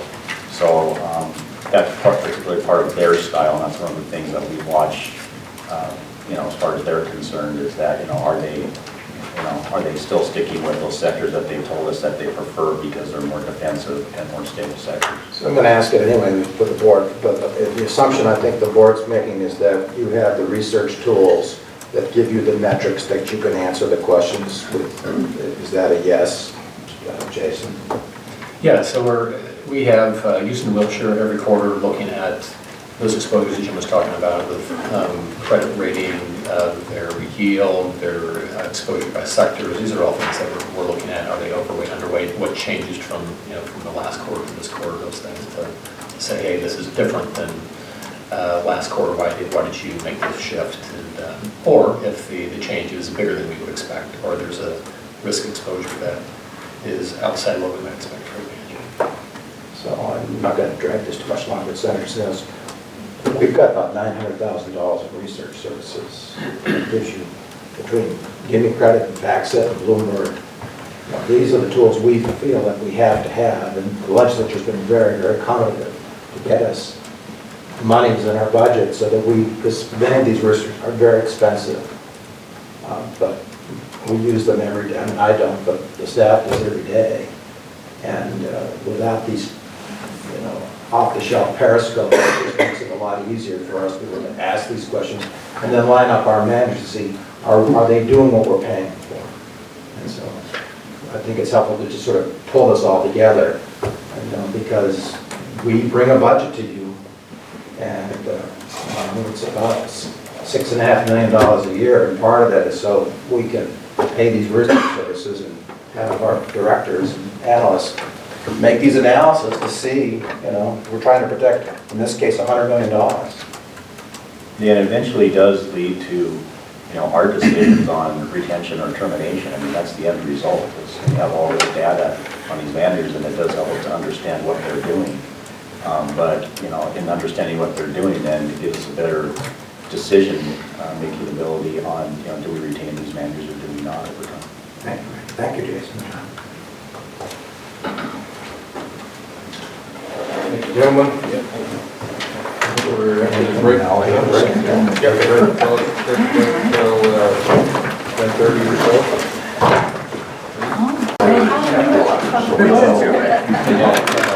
Ready? Okay, we're ready to proceed under tab 14, Okie doke. Good morning, Mr. Chairman, members of the board. How's everyone doing? We have 7 private investment opportunities to cover today with not a whole lot of time to do it. We will attempt to be succinct, but certainly encourage questions along the way. I'm going to go ahead and kick things off here with the Denham International Power Fund, which was organized by Denham Capital Management. It is a fund staffed by a good mix of folks with operating experience and investment experience, basically developing independent power projects in places like Africa, Southeast Asia, and Latin America. Certain things we liked about this strategy was their experience, both at an operational investment level or track record. They had a pre-established pipeline. Their approach to risk management was attractive. We liked the market terms. And I'll just leave it at that. Limited private equity competition. It's a very distinct, differentiated strategy amongst private equity players. And it certainly complements our portfolio and makes for a good portfolio fit relative to the rest of our energy portfolio. If we look at preferred return, it says 8% there. Yep. Is that sort of standard, or if you do one like an international one, is it expected to be higher? Or how do those vary? Not too much. So very standard. That's middle of the fairway. In fact, it's very rare to see anything higher. I guess it's been my experience that most of the point I've seen them start going down. In fact, there's a very well-known, it's a different strategy, but a very well-known international private equity fund. It goes by the name of Advent. They actually recently removed their their preferred return altogether. And so that would, in my opinion, serve as a very much a gating feature and be non-standard and probably a fund that we would absolutely not do for that very reason. But very standard. How'd you find it? We found Denham, I believe our CIO might have, we may have had conversations about Denham, and then I believe we reached out to them specifically. That's not true. A placement agent came in, was repping them, sort of repping them, not officially, but just through one of the various channels of deal sourcing in the form of a private placement agent, for lack of a better term. It was not independently sourced. I see Ed is on all three of these. Yes. Did he start to work on that? He did, but certainly not without the support of the team. Very much a team-driven approach, team buy-in all along the way. Important to know that anyone on our team can kill a deal. If it's not a consensus-driven approach, it's not agreed to by the team, that it will die on the vine. So this was very much a team discussion, but Ed did most of the heavy lifting. Along with me, I participated on the on-site and so forth. Any other questions there? Okay, we'll move on. Trilantic, this was a re-up for us. Again, good portfolio fit there. They will focus across the supply chain and energy with a focus on the upstream side of it and energy production and exploration. They performed swimmingly through the downturn. That was one of our attractions here. We got some very nice deal terms in the form of our management fee. We really crushed them, frankly, but that's part of just being a good partner. They really like us. They've done well for us. They've had a great track record, one of the best I've seen in the energy business. They will provide flexible capital, so they will do both control and minority deals. And again, while they are across the value chain, their predominant focus is on the upstream side. Ethan, what is E&P? Energy and production, exploration and production, pardon me. So you've got energy and production, exploration and production, that's upstream, midstream, downstream, power, services and equipment are generally the way to think about energy, and we can maybe touch on that later on in the presentation when we get into the actual asset class review, if you'd like to go over one of those slides in the back.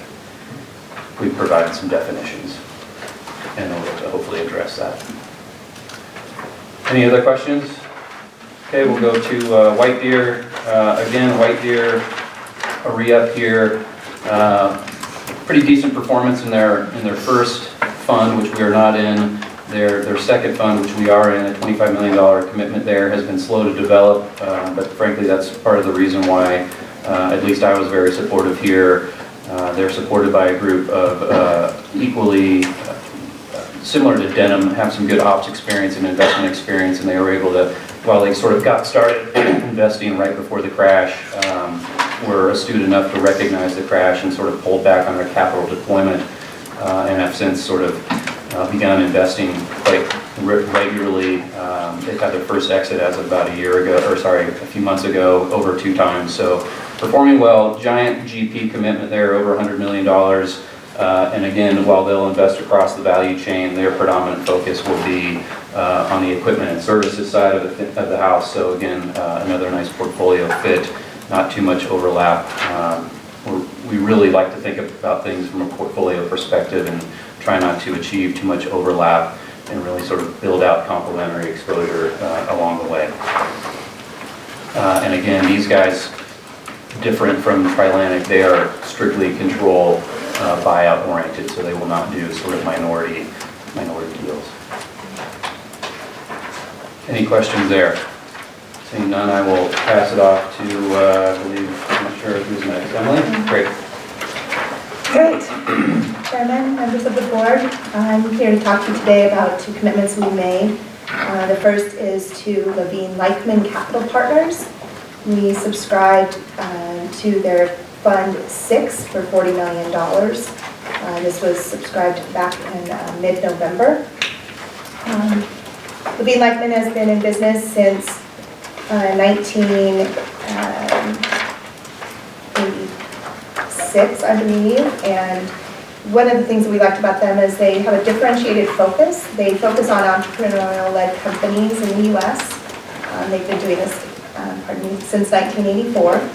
Those companies they focus on are the ones that have revenues between $50 and $500 million. The strategy is to invest in those portfolio companies through a combination of securities, including senior and subordinated notes and common stock. The investment securities are expected to generate a cash return to the fund LPs, which we found to be an attractive aspect of this investment. And with Levine's approach, the entrepreneurs in those businesses retain or sometimes can increase their ownership in the business, and along the way they gain a partnership with Levine as they have a deep team that offers operational support to those companies to build value in those. So this is our first investment with Levine, but they have been around for a long time in this strategy and are very experienced, and we're looking forward to our partnership with them. Are all of the companies that they invest in publicly traded? No, they're not publicly traded. They're entrepreneurial private companies. But you said that they participate through notes and securities in the company. So what would the securities be? It is not publicly traded. I'm just not understanding how they participate but leave the entrepreneur in charge. That's what I'm trying to figure out. So they'll take a majority position in most of the companies. They're private securities, and it's a structured equity play where the preponderance of their exposure will come through private common stock, but part of the investment's also structured as an income-producing 12 to 16% yielding debt note. So that style of payout, that sort of minimizes the J-curve effect of this? Yes, which is another attractive measure of what they do for us. Is that becoming a more typical type of style or strategy that you're seeing with other firms or private equity people? I would say no. This is a little more unique in their strategy, and it's one of the things that attracted us to the firm, as well as they. Not only does that give us some downside risk on our portfolio because we have that steady income stream coming in, but the firm leadership is very much focused on the downside, and they think about that very much. So the companies that they target, for example, have to meet some very high bars of length of existence and recurring revenue streams and strength of the cash flow on the underlying companies that they invest in. Well, getting these monthly payouts, does that minimize the capital appreciation we'll see down the road?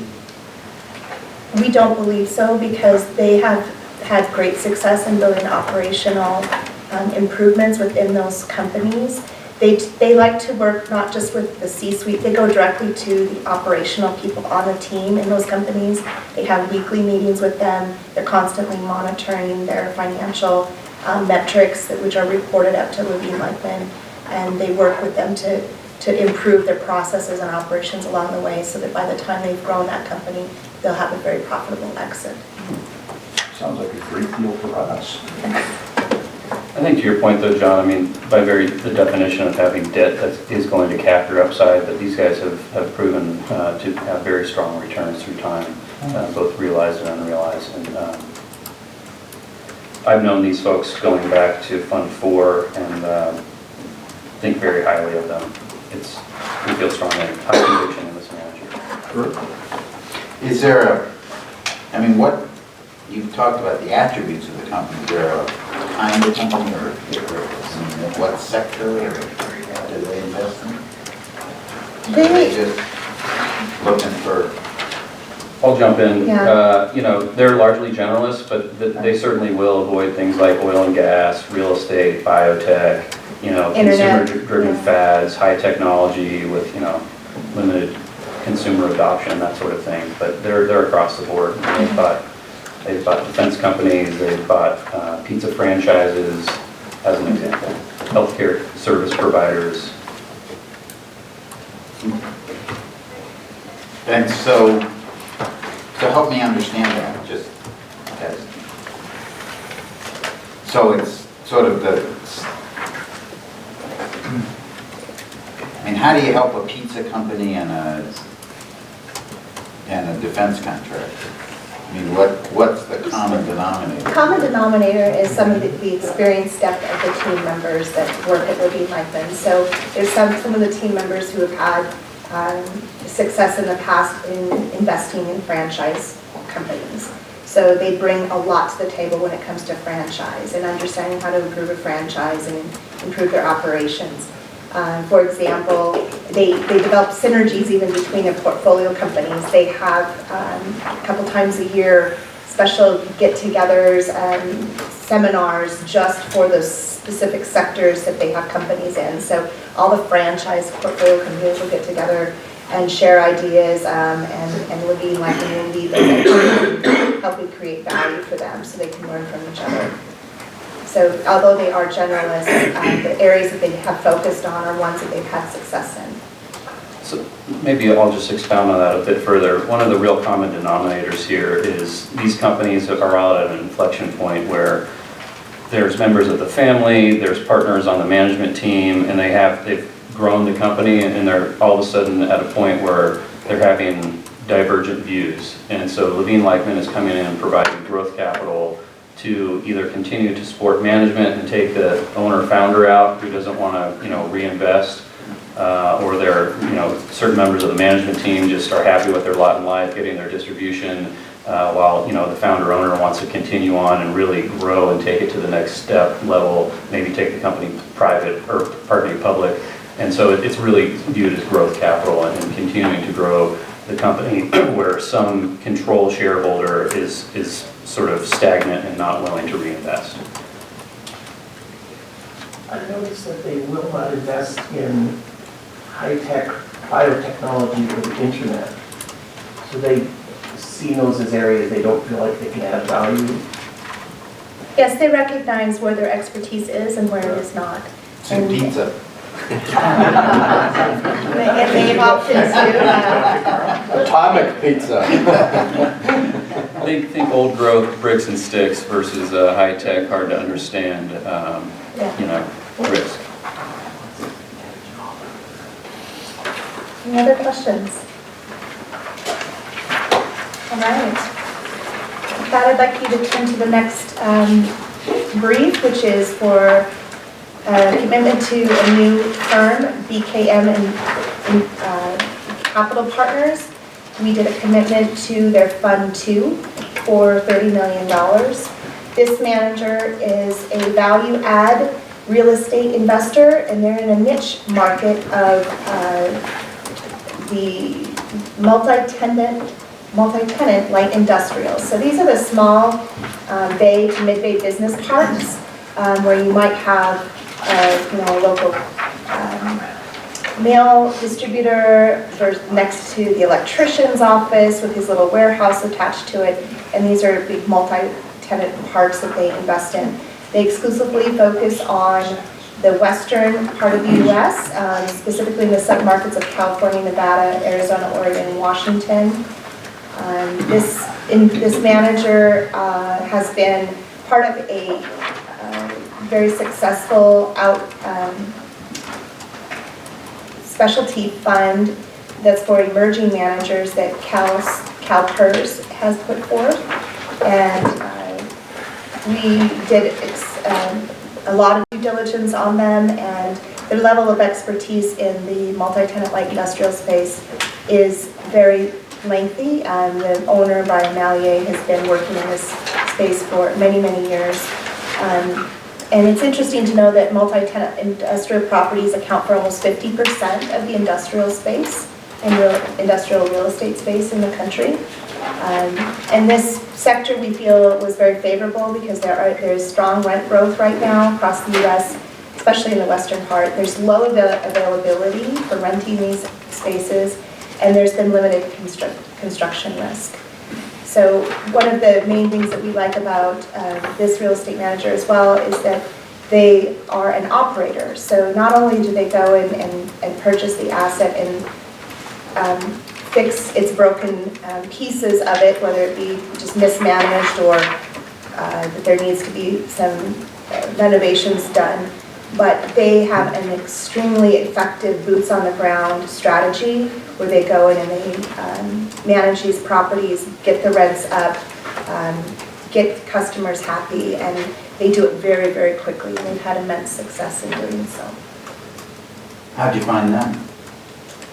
Ethan. Through an old relationship. Cold call. As we've moved the portfolio, began to move the portfolio towards more of an operational focus, towards more real estate managers who are vertically integrated and will do the leasing and property management as well as all the financing, disposition, and acquisition activity. There was clearly a bit of a hole in our portfolio from that perspective as it relates specifically to multi-tenant industrial, but industrial broadly, and happened to know somebody who was affiliated with this firm. He's been in the industry for a long time, head of his own firm. I think he sits currently on the New York State Teachers Board, Investment Board, and so anyway, it was just a phone call. And he's affiliated with this company directly now. He's kind of their chairman or advisor. I don't know if you have Paul's, but he's on their advisory committee if you will. It was directly sourced.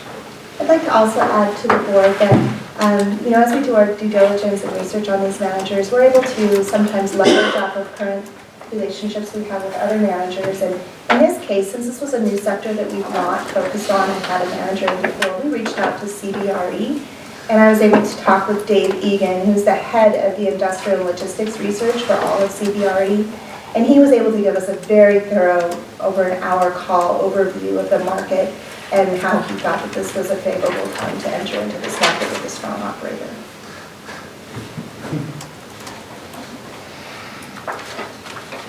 Any other questions?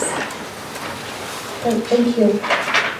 Next is Centerbridge, a firm we know very well.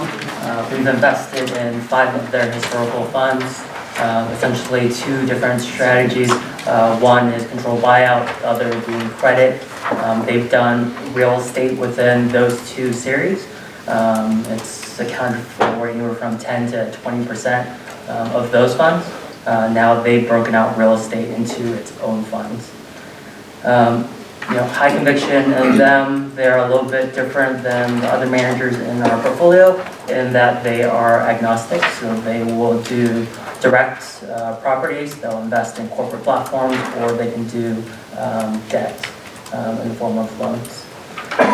Point to note on this one is the fees. It's lower than market.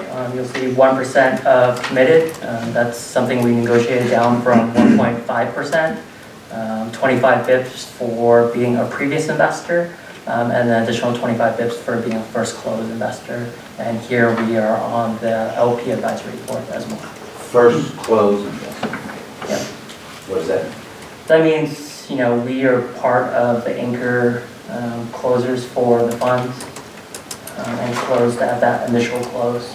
Oh, okay. Yeah. So Instead right of waiting until the very end, I got it. First in. First in. First, yeah. Part of the group that was first in. And is that standard?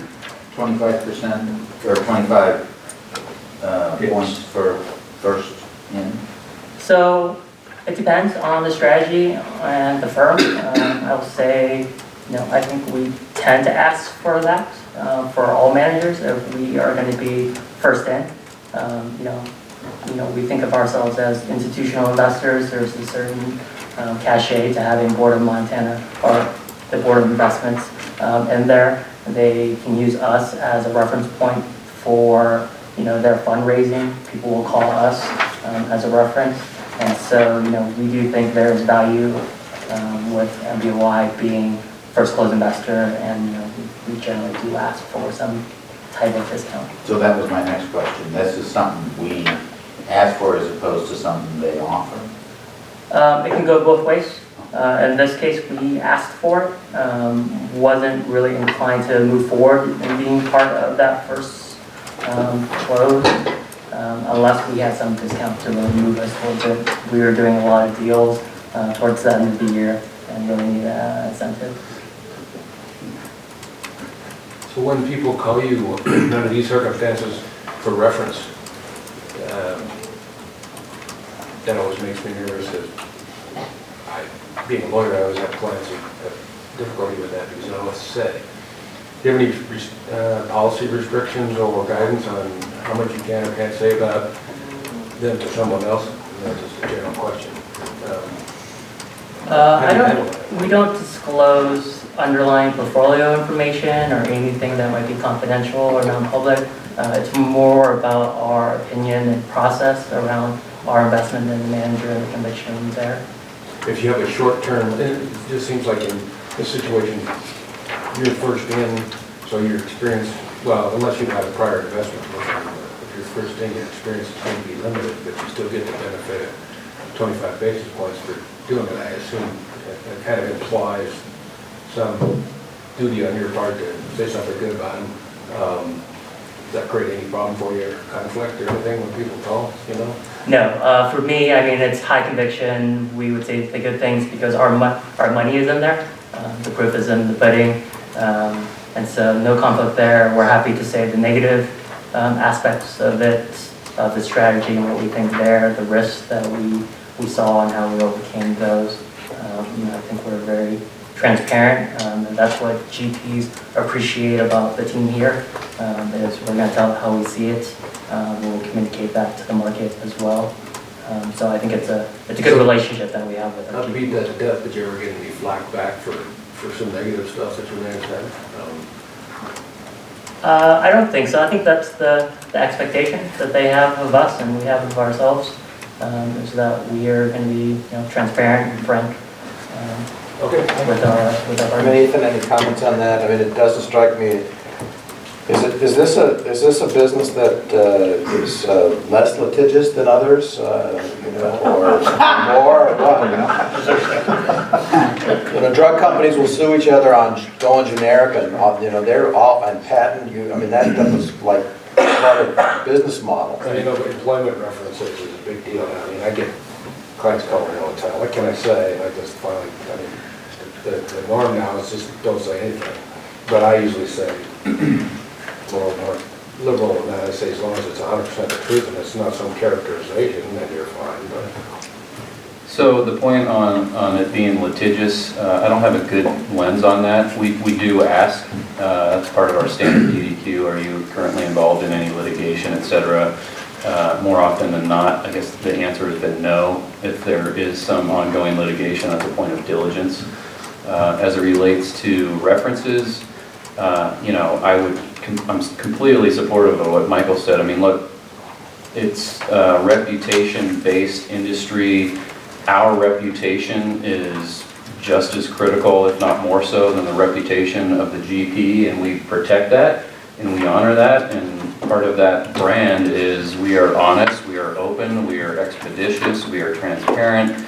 We are going to tell it like it is. And if we're happy to share these negatives or these risks with people calling us, but then, it's incumbent upon us to share why we got comfortable with that risk. And we will certainly have addressed that with the GP before we actually committed our, precious dollars to that opportunity. And, it just behooves us and the entire industry and frankly, the human condition, if you're an adult and you're professional and you tell it like it is in a very politically correct, diplomatic, sensitive way, but we're certainly not disclosing anything confidential at all.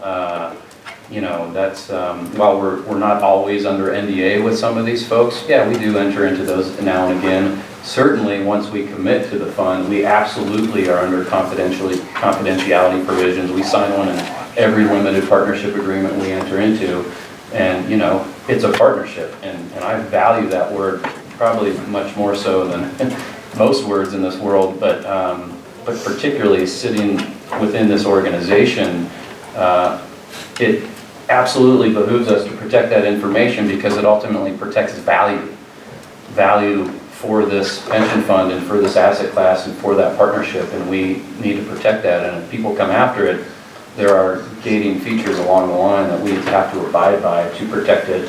There will be circumstances where we absolutely have to disclose it, but we'll make sure that those circumstances are duly addressed, and if they're not, that information is going no further than between my 2 ears or, the ears of the team, etc.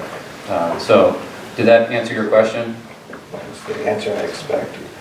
We get a fair number of people that ask for these information, and I'm the lead spokesperson to push back. Much of the details on private equity is privileged, it's proprietary, and we get, I'll get probably 1 month where people want to get just mine information, and we push back. That's right. But that's not what you were talking about. That's not what Michael was talking about. Michael was talking about somebody that calls and says, we see you've got a relation with Centerbridge, tell us about it. Right, Is that what reference it is, checks. Michael, or is it more detailed than that? I guess that would be more detailed. No, but that's the general basis of Right. the call. And that you have no problem doing. There are no constraints around that. Right. And we can say no, but that's not being a good partner. Right. Maybe Because a it's a comment. relationship business. That's right. But to clarify, we're doing it as a team to other expected investors in this fund, right? We're not having these conversations with people that aren't looking at kind of this fund as a potential investor. We're not talking, to just anyone that called up and says, share your thoughts on this, right? That's the calls David is getting, and he suggested, what we're doing there. In this case, it's this broader network of kind of institutional investors, and we're reaching out to many of them on a frequent basis and trying to get their thoughts. And so, what you give, you'll get back over time in terms of quality information. So it is limited in scope to other potential investors.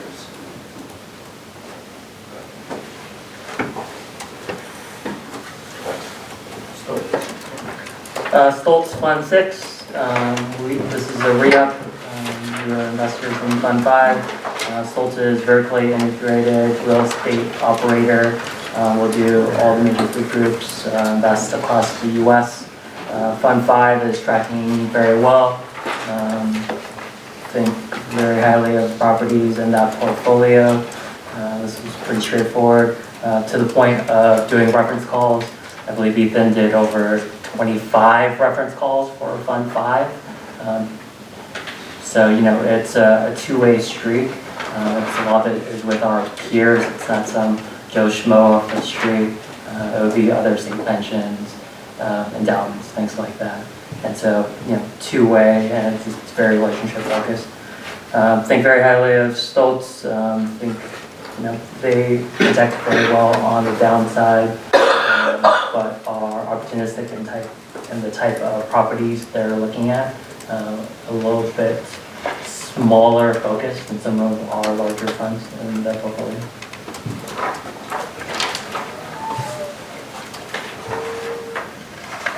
That's it. Unless there are any other questions.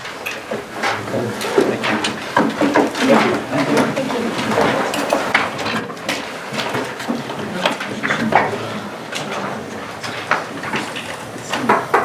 So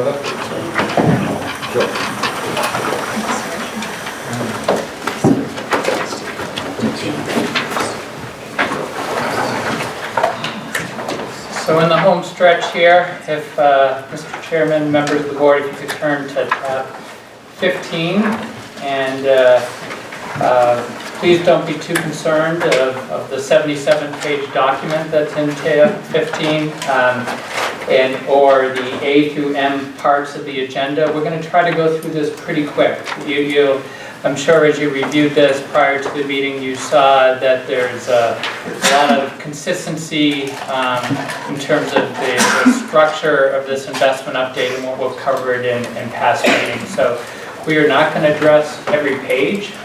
We are going to go through pretty quickly and just try to hit the highlights. And hopefully that leaves the majority of time, if you have questions, to kind of answer those questions.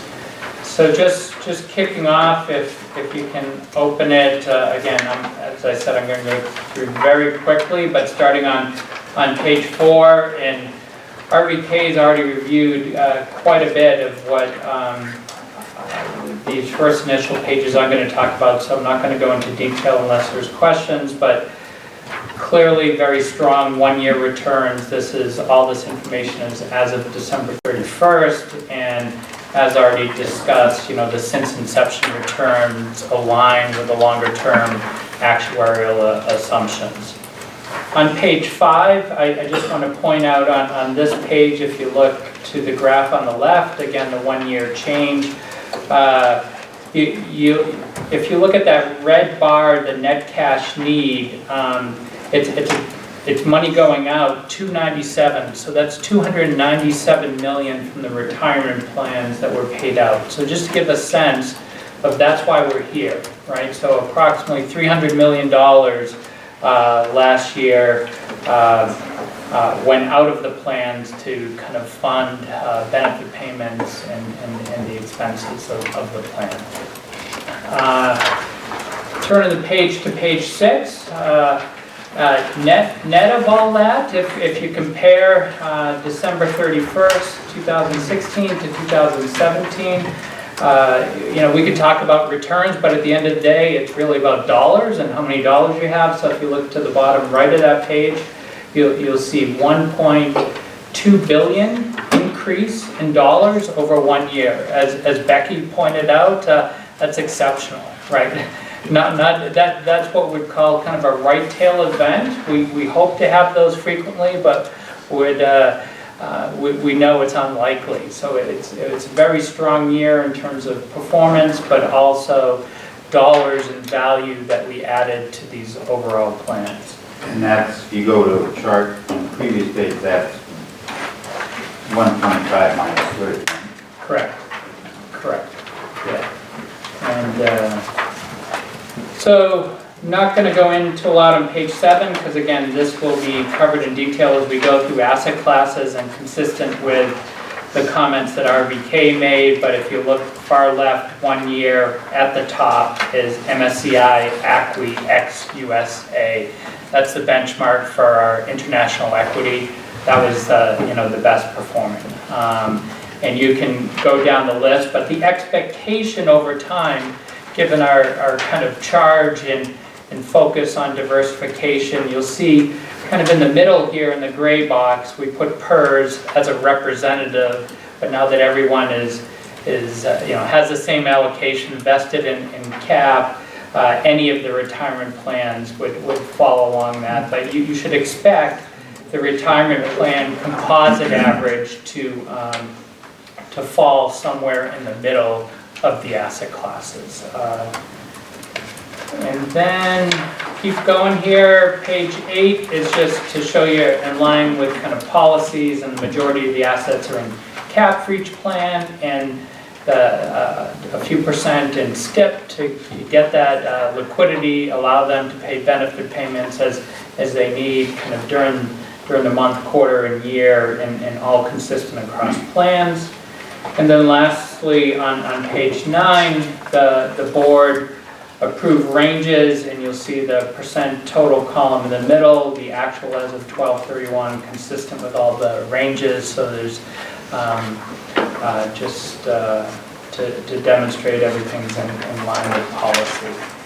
So before handing it over to Dan, the team to talk about kind of risk management, any questions, top down, about the portfolios, any information that I covered?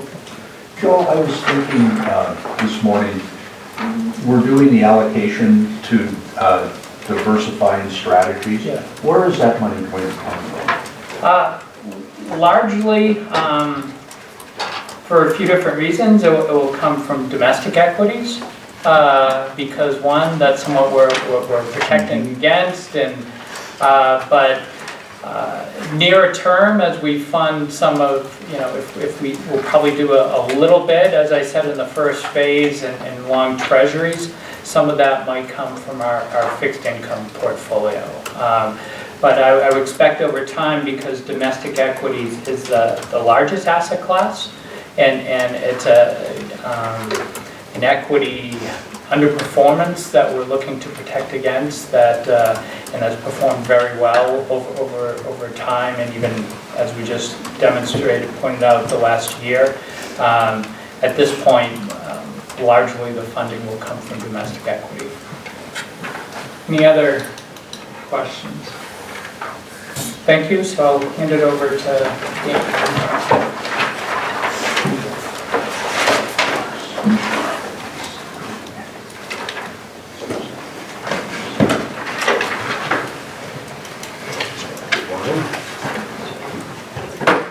All right, I'm on page 10, and this slide is a risk management view of our pension assets, and this is where we're showing it by the broad macro factors. Any questions? Do you have goals or expectations? Are they within ranges that you want? I mean, we talked about that as a group, and when you look at on these macro factors, we talk about trying to reduce our growth exposure, and that lines up with reducing some of our equity exposure and putting it in other asset classes, such as diversified strategies. I don't have any precise points where I need to have these asset classes. We just work within the ranges and talk about it as a group. But from a risk management standpoint, none of these figures stand out from your standpoint, say, boy, we're not managing risk very well? I'm not so sure that we're not managing risk so well, but what stands out here is that we have an exposure to growth equity, and that when we talked about this, that we should be bringing down our equity exposure and then diversifying that across our other asset classes. We have a pretty good exposure to kind of inflation-related assets, and I think that's good. We have more room within our asset class ranges to add to natural resources or energy and timber. Our TIPS position, it's at about 3.5, that we're on the upper end of that range, so there's not a lot of room to go there. And then we have some room, and we're planning on adding some more real estate.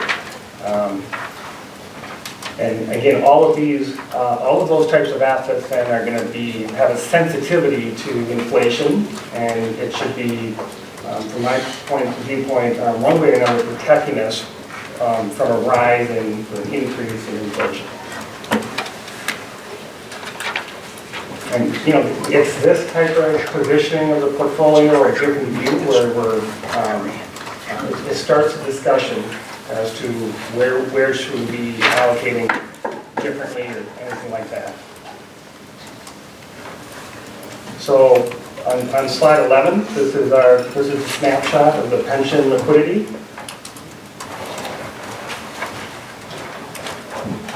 Any questions? Then on slide 12 is a view of our holdings. And it's, so we're trying to show you the top holdings by manager and the top holdings by individual security. And this would be across all the asset classes. I think those are too much concentration that Jim has talked about when we have these major names like that. I don't, and it's I mean, I'm comfortable with these in the sense that I know that BlackRock sticks out here as a concentration, and that's primarily because of our passive assets are with them. They're one of the largest asset managers, and we have a strong relationship with them, and so it's not, it's not a concern because I prefer our passive assets to be with the same manager. And why is that? Again, it's just more that they're considered the cheapest, the best, they're the largest. They do offer, other passive investments if you, so for example, when we made that transition, it was much easier to do it within BlackRock when we switched benchmarks. So on page 13, this is giving you a view of our assets by geography. And this one, it's a little different because it's showing you by region, by country, currency. And for example, the currency graph, this is showing you our assets by the local currency. And so I think the US dollar is pretty explanatory. Then it goes down to the euro, Japan yen, the Great Britain pound, and then the Hong Kong dollar. And then again, if I go over to the left-hand side by the regions, this is a typical regional breakout by MSCI. And that's our benchmark, so we're going to follow their convention. And just right below North America, that nice EMA acronym is Europe, Middle East, and Asia. And just for reference purposes, we put in the benchmark. We're using the MSCI ACWI IMI. This is the global index. So this includes, this is the equity index that includes the US as well as the rest of the world. But it gives you a good reference point, even though it's not perfectly lined up because we're looking at this across all of our assets. That make sense? So then, and you'll see kind of the same thing on slide 14. It's our view of sectors, and we did it a little bit different in the sense that we wanted to show a relative comparison to the global benchmark that we're using. And it's an equity benchmark, so you won't see, for example, U.S. Treasuries in there. You won't see cash, but this, nonetheless, you can see how our diversification stands up to the equity benchmark, the global benchmark.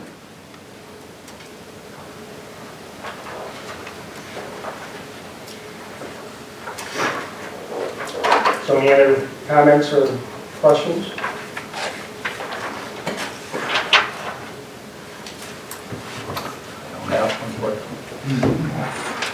Okay, thank you.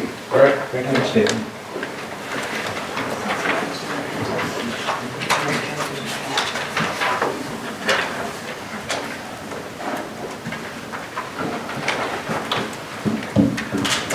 Hey everyone. I am on page 15, and I may be a little bit more succinct than usual, but again, please ask questions. I encourage them.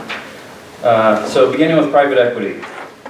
Main takeaway here, deal flow continues to be strong to stable across the globe in VC and buyout space, and the fundraising market remains strong. The fundraising market remains strong. Sorry? What is it? The fundraising market remains strong. That means every GP in the world who's out raising a new fund is having an easy time raising capital. And there was more capital raised last year I believe, than, no, it wasn't a record breaker, but it was another strong fundraising market. In my Does that mind, mean dollars are chasing deals? of course, that's what it means, yeah. And people are chasing their allocations because the equity markets have been strong. And so that's the old cliche, they're getting denominated or otherwise, and their private allocations are shrinking relative to their public allocations, and maybe private equity is viewed as what, a strong returner relative to other asset classes, so people are throwing more money into private equity than usual. So what does that mean to you? It doesn't What does mean that anything mean to to me. you? and then- Well, it means a number of things to me, but it doesn't mean anything to me as far as it relates to us changing our approach to private equity investing. We're not chasing an allocation. We have a range for a reason. We don't have a midpoint within that range and a target we're trying to hit, because if that were the case, if we were trying to be at 12%, we would be throwing money at deals and just investing to go hit that target, and that is a really bad investment philosophy. So much of what we do, while we have views of where we want to allocate capital, Asia, direct lending, it's very bottoms-up driven based on the opportunity, the management team, the track record, et cetera, the terms, the whole mosaic that we build during our diligence process when we look at managers. Does it make it more difficult for you to find the deals because of the competition for? No, not at all. I've been inundated of late. So maybe it makes it a little bit more difficult to keep up. But, you know, I've got a team, we parse it out a little bit. I might shoulder a little bit more of that burden than most. I'm getting better at that. But we look at a lot of deals. We look at a lot of deals. You know, teams continue to spin out from their current platforms and raise new funds on a standalone basis because the fundraising environment is so robust, and you know, frankly, it's, if you can raise a fund, it's a pretty good economic model. To add to that, I would say that it does inform our investment process when we look at managers. I think we're very critical of looking at valuations, market comps, to make sure that, you know, our managers are not overpaying for deals, and if they are, there's a good reason for being growth, etc. And we're also thinking about downside protection, but I'll let you expand. Michael's right. And, you know, if one of our managers comes back and their last fund was $500 million and they're trying to raise a $4 billion fund the next go around, that's a huge red flag. So we've had, not lately, certainly, the last I remember is when we were in the process of the hiring Joe, we had candidates that we interviewed that talked about how ranges versus specific numbers for our allocation. And so you're saying that this is an instance where the idea of a range is a good idea.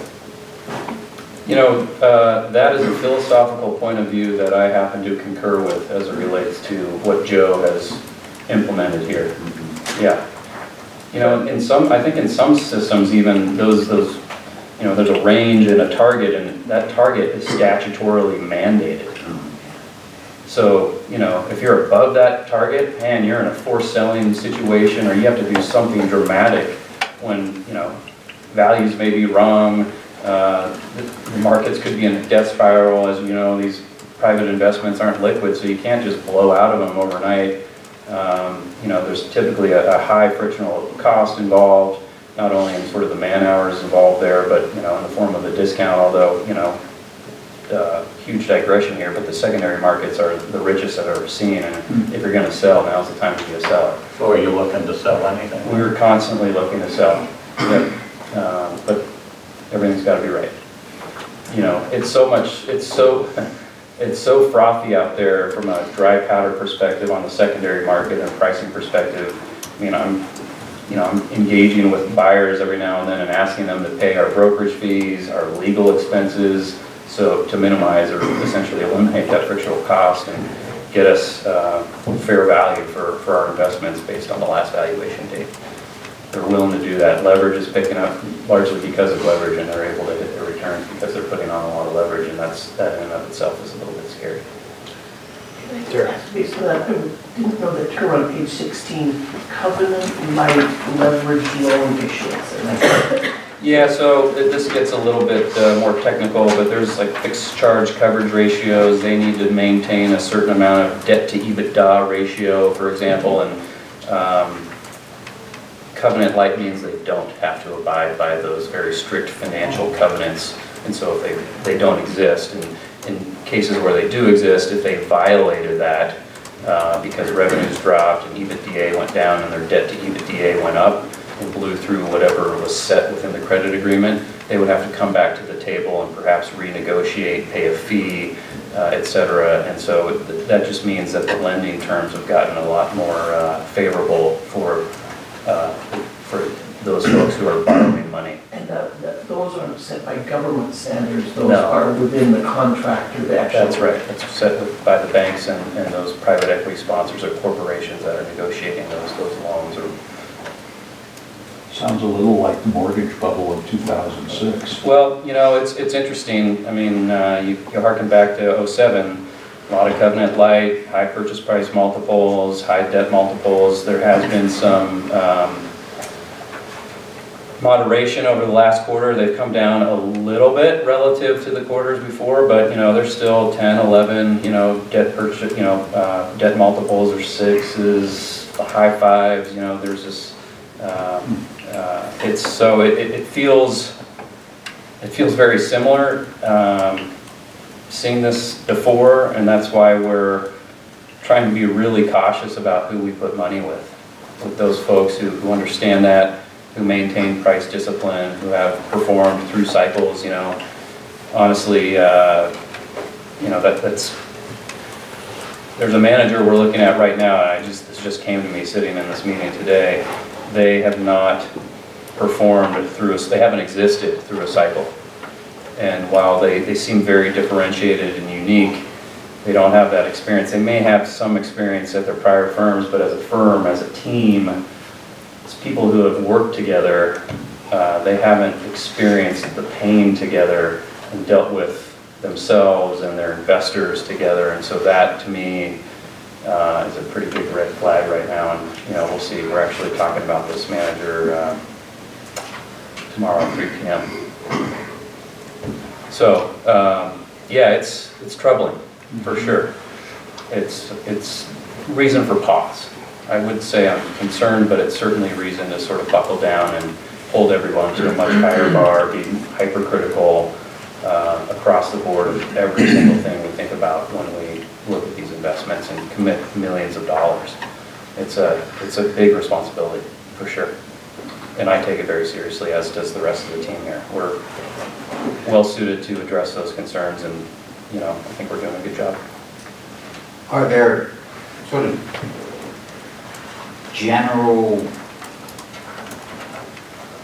more general kinds of things that you do when you've got a $1 trillion of dry powder out there? I mean, are we looking more towards our existing relationships as opposed to new or something like that? Yeah, you know, I would say, so another, you know, there was $1 trillion of dry powder, I think, going into the GFC.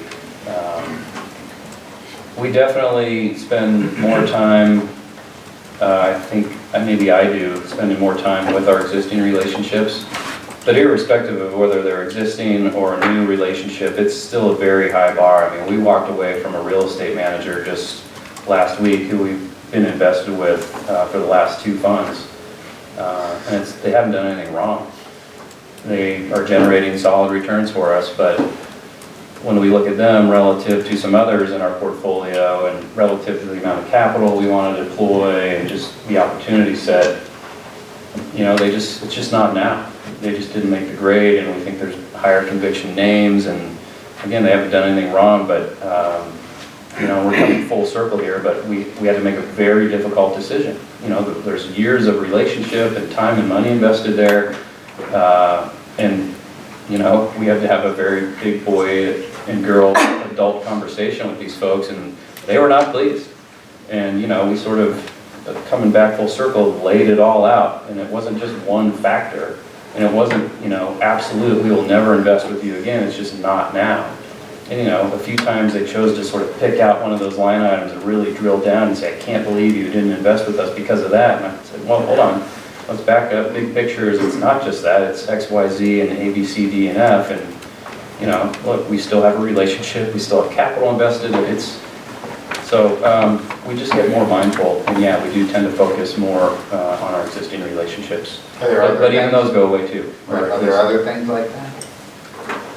That we tend to focus on more Well, so I when mean, there's $1 you trillion have- of dry powder out there? I mean, just from a complete lay standpoint, all you got, sounds like the universe is much bigger than it has been before. It really hasn't shrunk, that's for Right, sure. so how is it, so how do you cope with that? I mean, how do you Well, I think it's... make it manageable? Yeah, it We're not adding staff. Yeah, it starts at the top with certain biases that exist. Right.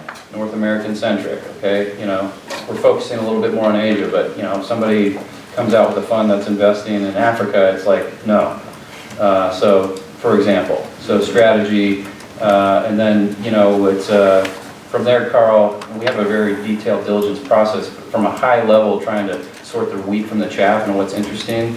I don't have a specific answer for you other than it comes with thousands, literally thousands of reps and shots on goal and gut and, you know, what differentiates this manager from that. I mean, you know, everyone has varying degrees or comfort levels with their ability to deal with the deal flow and the high volume of it and their comfort around saying no quickly, which we're getting more and more efficient at doing, but it's, you know, I can look at a term, it just might be a term sheet, I'm like, all right, that's off market, you know, boom. And you know why I do that? Because there's 500 other managers that do almost the exact same thing right behind that one, that's gonna give me better terms if I ended up going with them at the end of the day, or has, you know, 500 extra basis points of performance, has more realized deals, has a bigger staff, has more operational expertise, has operated through a cycle, for example.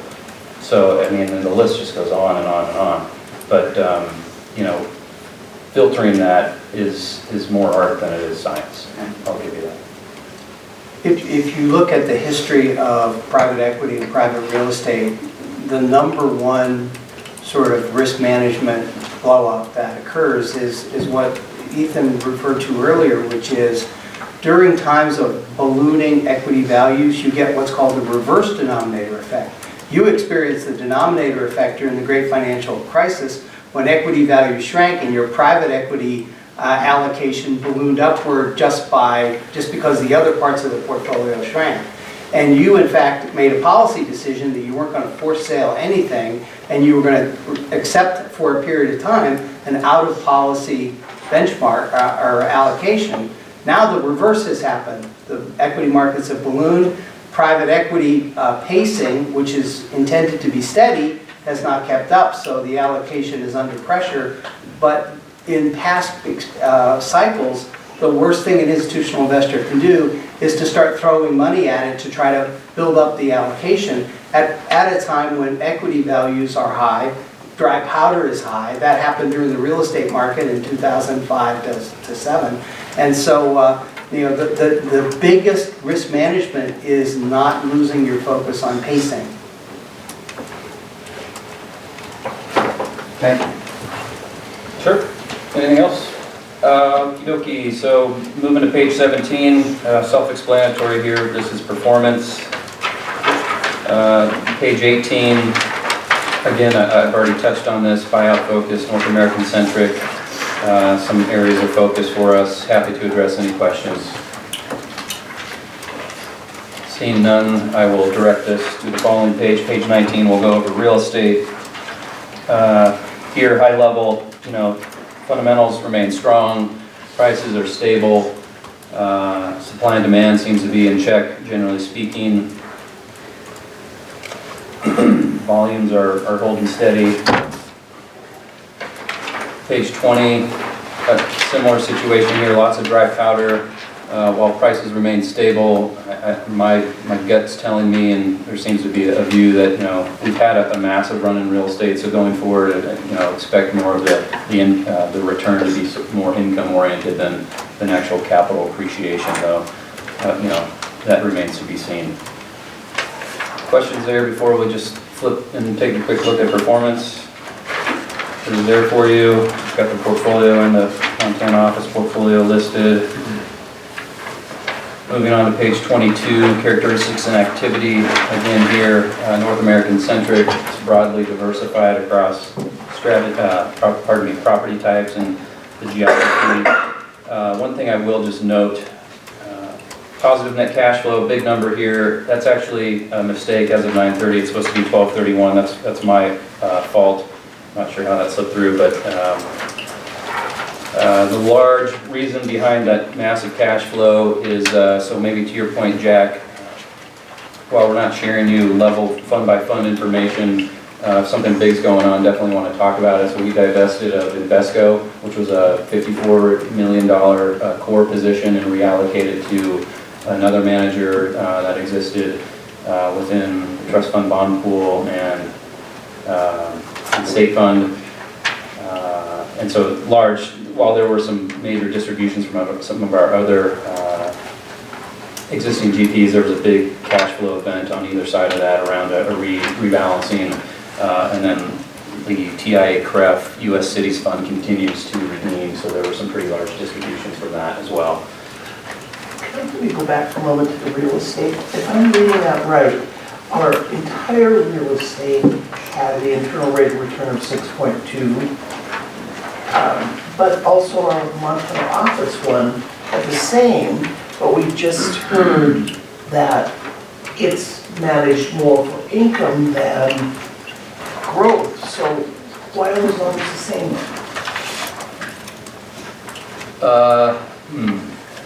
Let me see, I've not completely decomposed that, but I can tell from my understanding of the office portfolio that, yes, that is the case.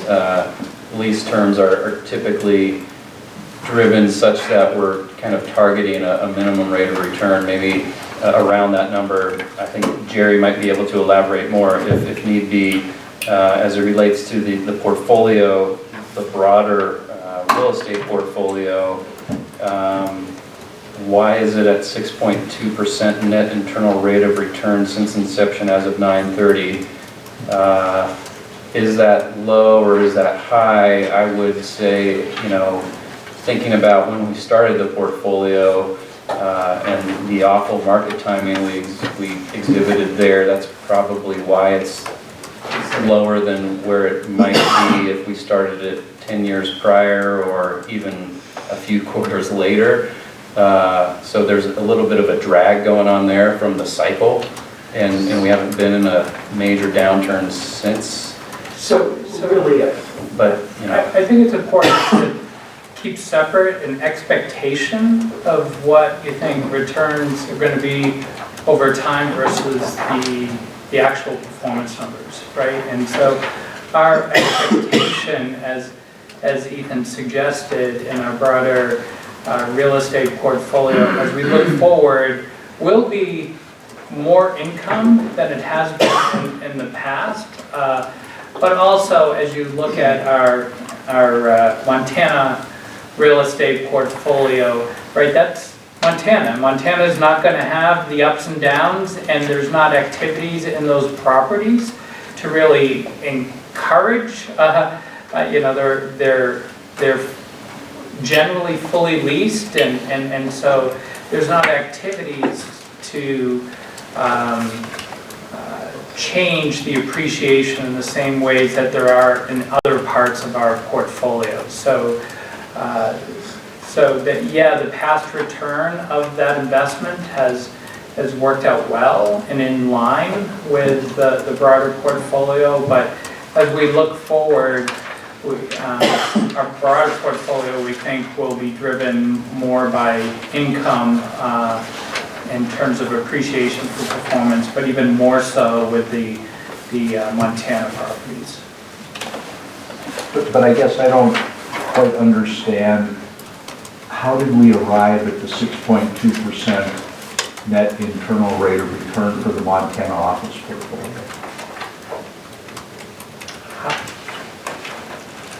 It's just like we do with the broader real estate portfolio. We use cash flows and ending market values, and and calculate an internal rate of return. Is the ending market value the latest appraisal? I believe that's the case, and if memory serves, they were done 2 years ago? They were done in December of 2015.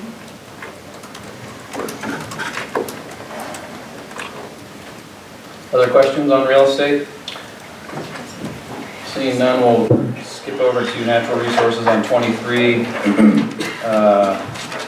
Broad takeaway here as it relates to sort of timber, lumber prices are on the upswing. Export demand continues. Construction spending's picking up. Questions on timber or market dynamics, environment there? Crude, headline grabber, prices have recovered in a nice way. That's largely been driven by the OPEC and Russia production cuts, which have extended into 2018. Production here in the U.S. is picking up. Volumes are forecasted to continue to grow. We have our performance here. That speaks for itself. Moving to page 25, again, major takeaways here. Diversified across the value chain, supply chain in oil. It's North American centric, but around the country. Same thing with timber, North American centric, diversified by species, product or age class. We did have a negative net cash flow quarter in energy, and that's largely driven by the fact that we funded a couple managers, Mountain Capital and Hemorrhage. We had 2 large cash flows there. Timber, well, that's not true. We're not entirely called. ORM4 just started calling capital as of January, so I would expect the first quarter of 18 to be a negative cash flow quarter for timber. Otherwise, we're receiving distributions from the 3 other remaining funds we're in, Armis 3, ORM3, and Multis 3. Questions around timber, natural resources, energy? Are you sure? Okay. All right. Going once. Thank you all. Appreciate it. Thanks.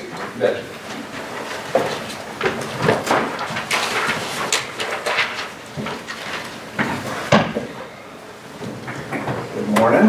I'm on slide 26. We continue to manage fixed income.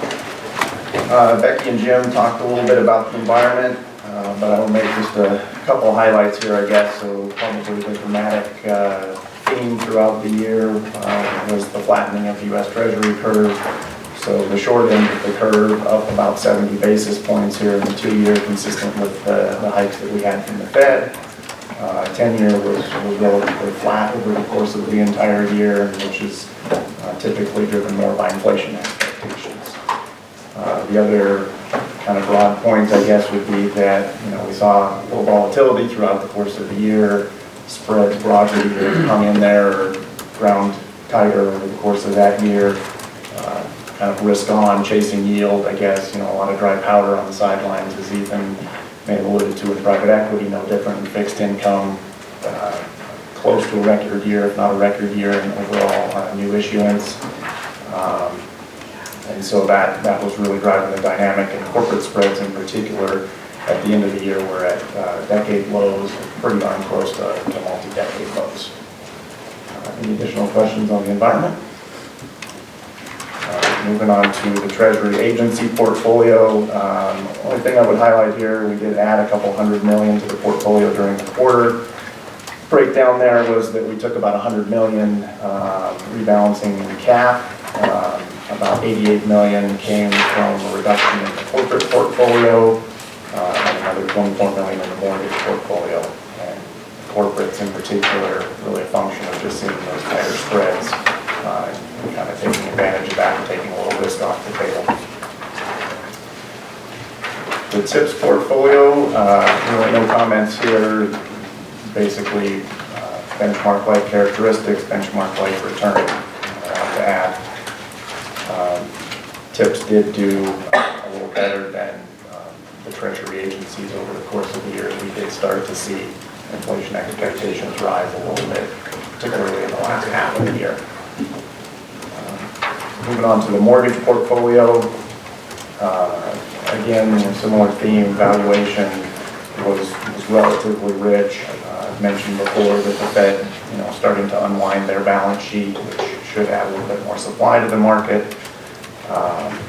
And so kind of a cautious outlook there as well, but kind of hung in there. We took a little bit off of the table there as we moved along. Questions on the mortgage portfolio? Investment grade credit. Again here, as I mentioned, spreads very low. I think that the risk reward is not particularly attractive in this area.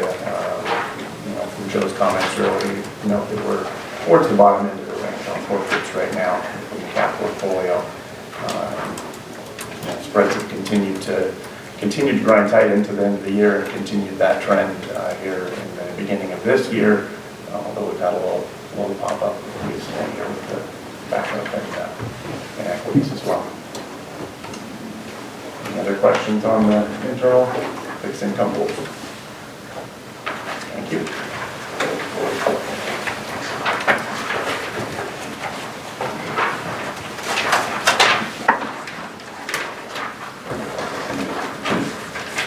Morning again, everyone. Domestic equities update. Don't have a lot to say about this since we touched on quite a bit of it yesterday with the deep dive. As far as positioning is concerned, the pool is still overweight mid caps and small caps compared to large caps. And we did raise a little bit of cash in January and right before the correction at the pool level, and actually put that money back to work here just in the last week.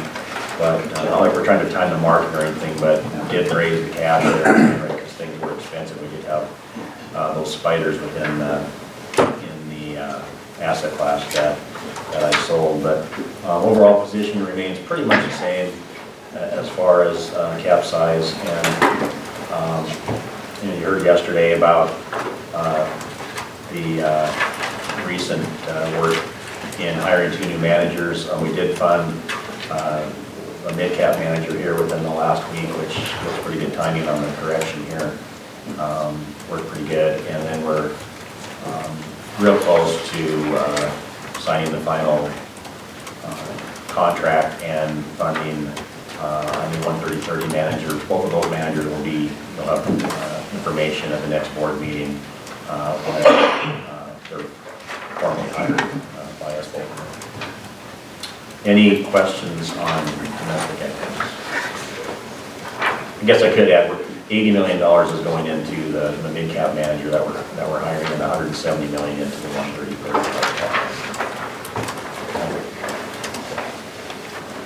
Any further questions on domestic? Okay. International markets follow the U.S. markets upward. The international will perform pretty much in line with benchmark for the quarter, but the 1-year and 5-year numbers look good, adding value there.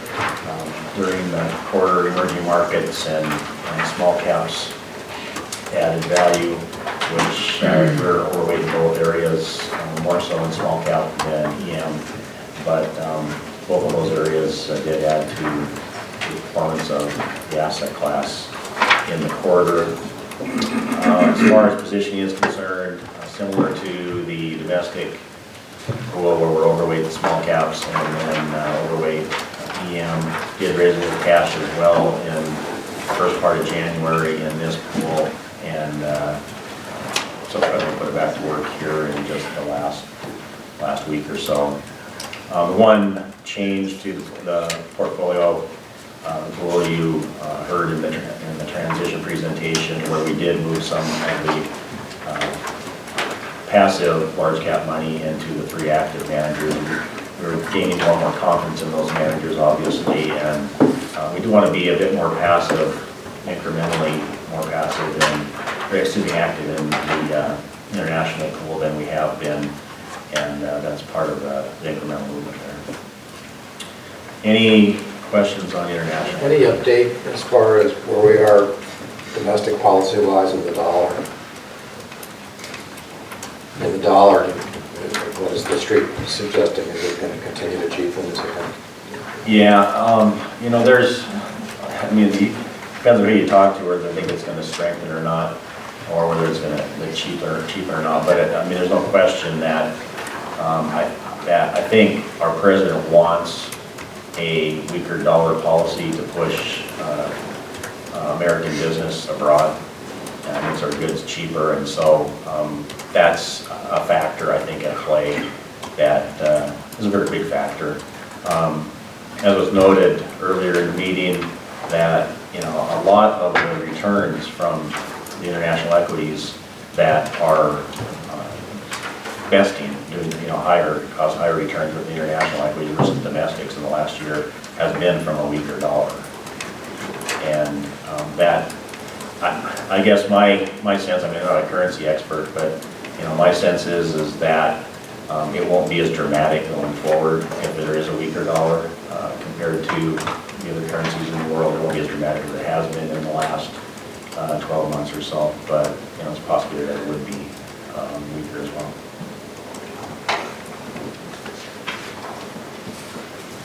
Any other questions on international? Okay, moving here in the interest of time to high yield.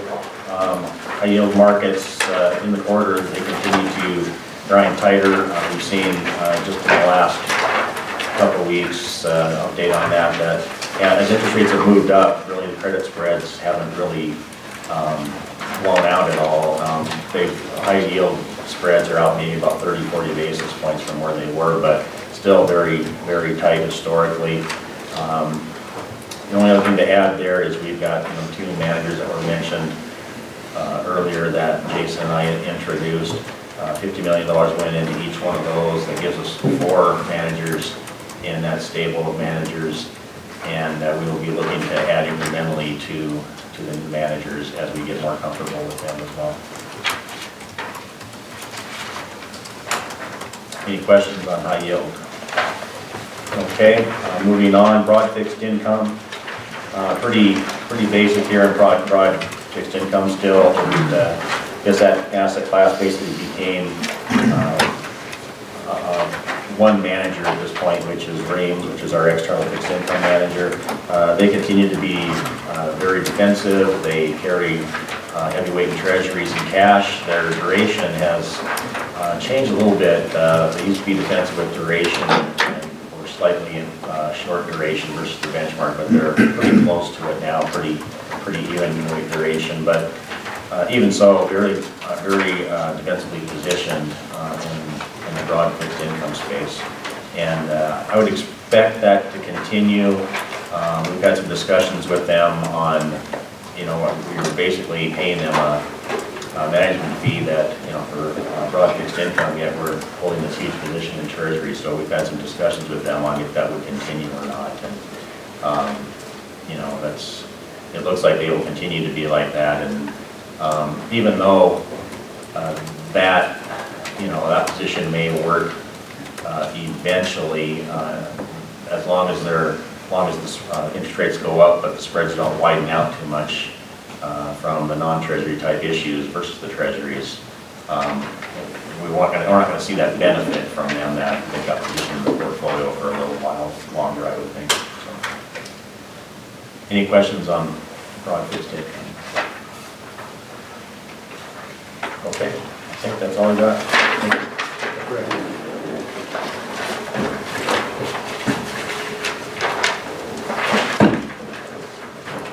All right, bringing it on home. Slide 48, the environment, nothing really new to add here, but happy to answer any additional questions. The slide 49, the short-term investment pool, I think John and Kirsten did an excellent job of covering it this morning, but if you have any other questions, we're happy to answer that as well. Seeing none, state fund on slide 50. Only things I would call out here, we did have we had their dividend payment in October, which we funded. We did take some S&P 500 off the table in early December for them. We sold a similar amount in early January, just to kind of bring our allocation down a little bit there. We're getting towards the higher end of the range. Beyond that, it's kind of been steady as she goes within that portfolio. Any questions on state fund? State funders. I want to go back to STIP and ask you the same question I asked before that. Are we getting to the point where we have too much local government participation? No, I don't think so. It just changes how we might think about liquidity, as John mentioned. We're cognizant of the idea that it can leave, and so if that has ramped up, we've probably become somewhat more conservative in terms of our liquidity profile, because if that happens, we want to be prepared for it, so that does tend to reduce our yield a little bit. So we get less yield, but I don't know what exactly to do about it to be more conservative. All governments have a statutory right to come in the STIP pool. And so the whole notion of, well, would you bifurcate, would you have a STIP for them instead? That is a whole, I think, sort of a can of worms. So it is what it is. The policymakers have said that they can come in. It reduces some return from local government, or for state government. Not a lot, but it does. I mean, we're a little more defensive because we have money that can move out in much shorter notice. And we are watching those concentrations. It is, we understand the issues. Not a perfect answer, Carl, but that's. Well, I mean, the question becomes, if you reach a point where we're saying, you know what, we're really sacrificing because of this, then we need to let the policymakers know. I mean, it's not our call to make, but it might be our alarm to pull or something. So the other thing I would say is that STIP is very competitive with any other money market fund you would get out there, even at the rates that we have now. So it's not as if local governments or state governments, if they were to have an option to go out into the broader market, that they're going to get a much better yield somewhere else. They're not. Remind us, what are we paying for STIP right now? Yeah, about what's the yield on STIP at the moment? About 150. 150. 150 basis. 150%.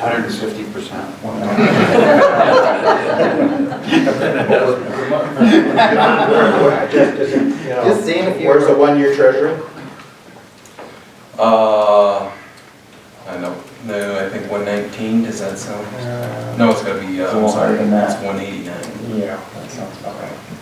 John, historically, has STIP always been very competitive with what you can get in a financial institution?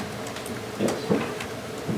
If not a little better. I mean, when, as they talked about, I mean, when I'm taking some reserve money, so that reduces the yield a little bit, a little more liquidity, which is not so bad being a little bit shorter now and having a little more liquidity because rates are rising. So, I mean, that's not the decision point per se. It's more about, we want liquidity for other reasons. But yeah, I think STIP has always been competitive. John showed that graph with the LIBOR benchmark, which is I would acknowledge perfect. that there's been not a big shift, but there's been that we've had a bit of a mindset shift. We've learned from the past. I don't think we're going quite as aggressive for yield that we were 15 years ago. I mean, I think I can actually demonstrate that. That's absolutely true. And it's true.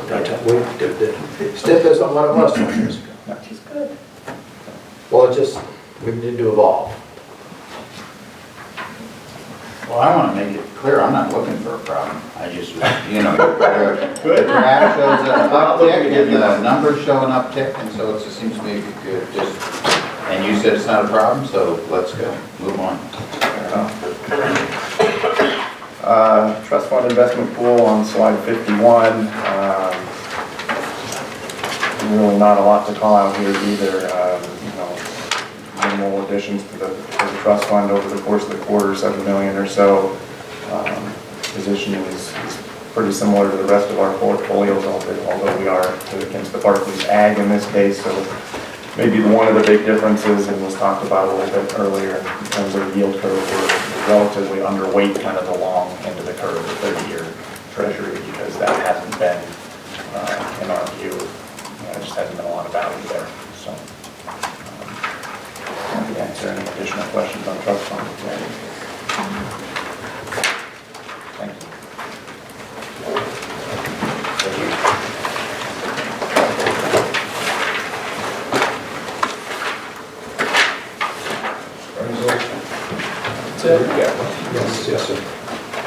comments from anybody before we look to the ending stage of our meeting? A couple of comments. The next meeting will be April. It's scheduled for a one-day meeting. I expect it'll be a long day. I anticipate that, I think it's likely for all of the committees to meet, so I anticipate that audit, HR, and loan committee will meet. Mark and I will talk about the time, as far as if we're overly stretched for time.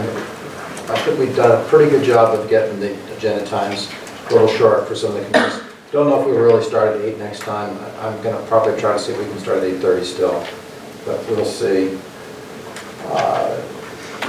Jerry, Dana, any takeaways? I don't know that I'm hearing any actual staff to-dos. Members, are there to-dos that I need to have? I don't know that I heard anything specific. Okay. So April, we're going to be covering, it's in the work plan, and then the committees. RVK, we're going to invite them to do an educational presentation, but you know, April, we do our sort of spring cleaning, we do all our policy reviews. We do our capital market asset allocation. RVK will be looking for expected return estimates for us. It's kind of our two-part. We set these pens up for April. Our Chief Investment Officer in November will actually be making his recommendations for changes in asset allocation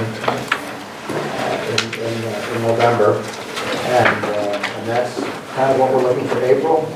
And so with that, Mr. Chairman, The board wants to go to visit RVK. Oh, right. Well, I want to remind people that RVK has got an invitation for you to visit in Portland if you're interested.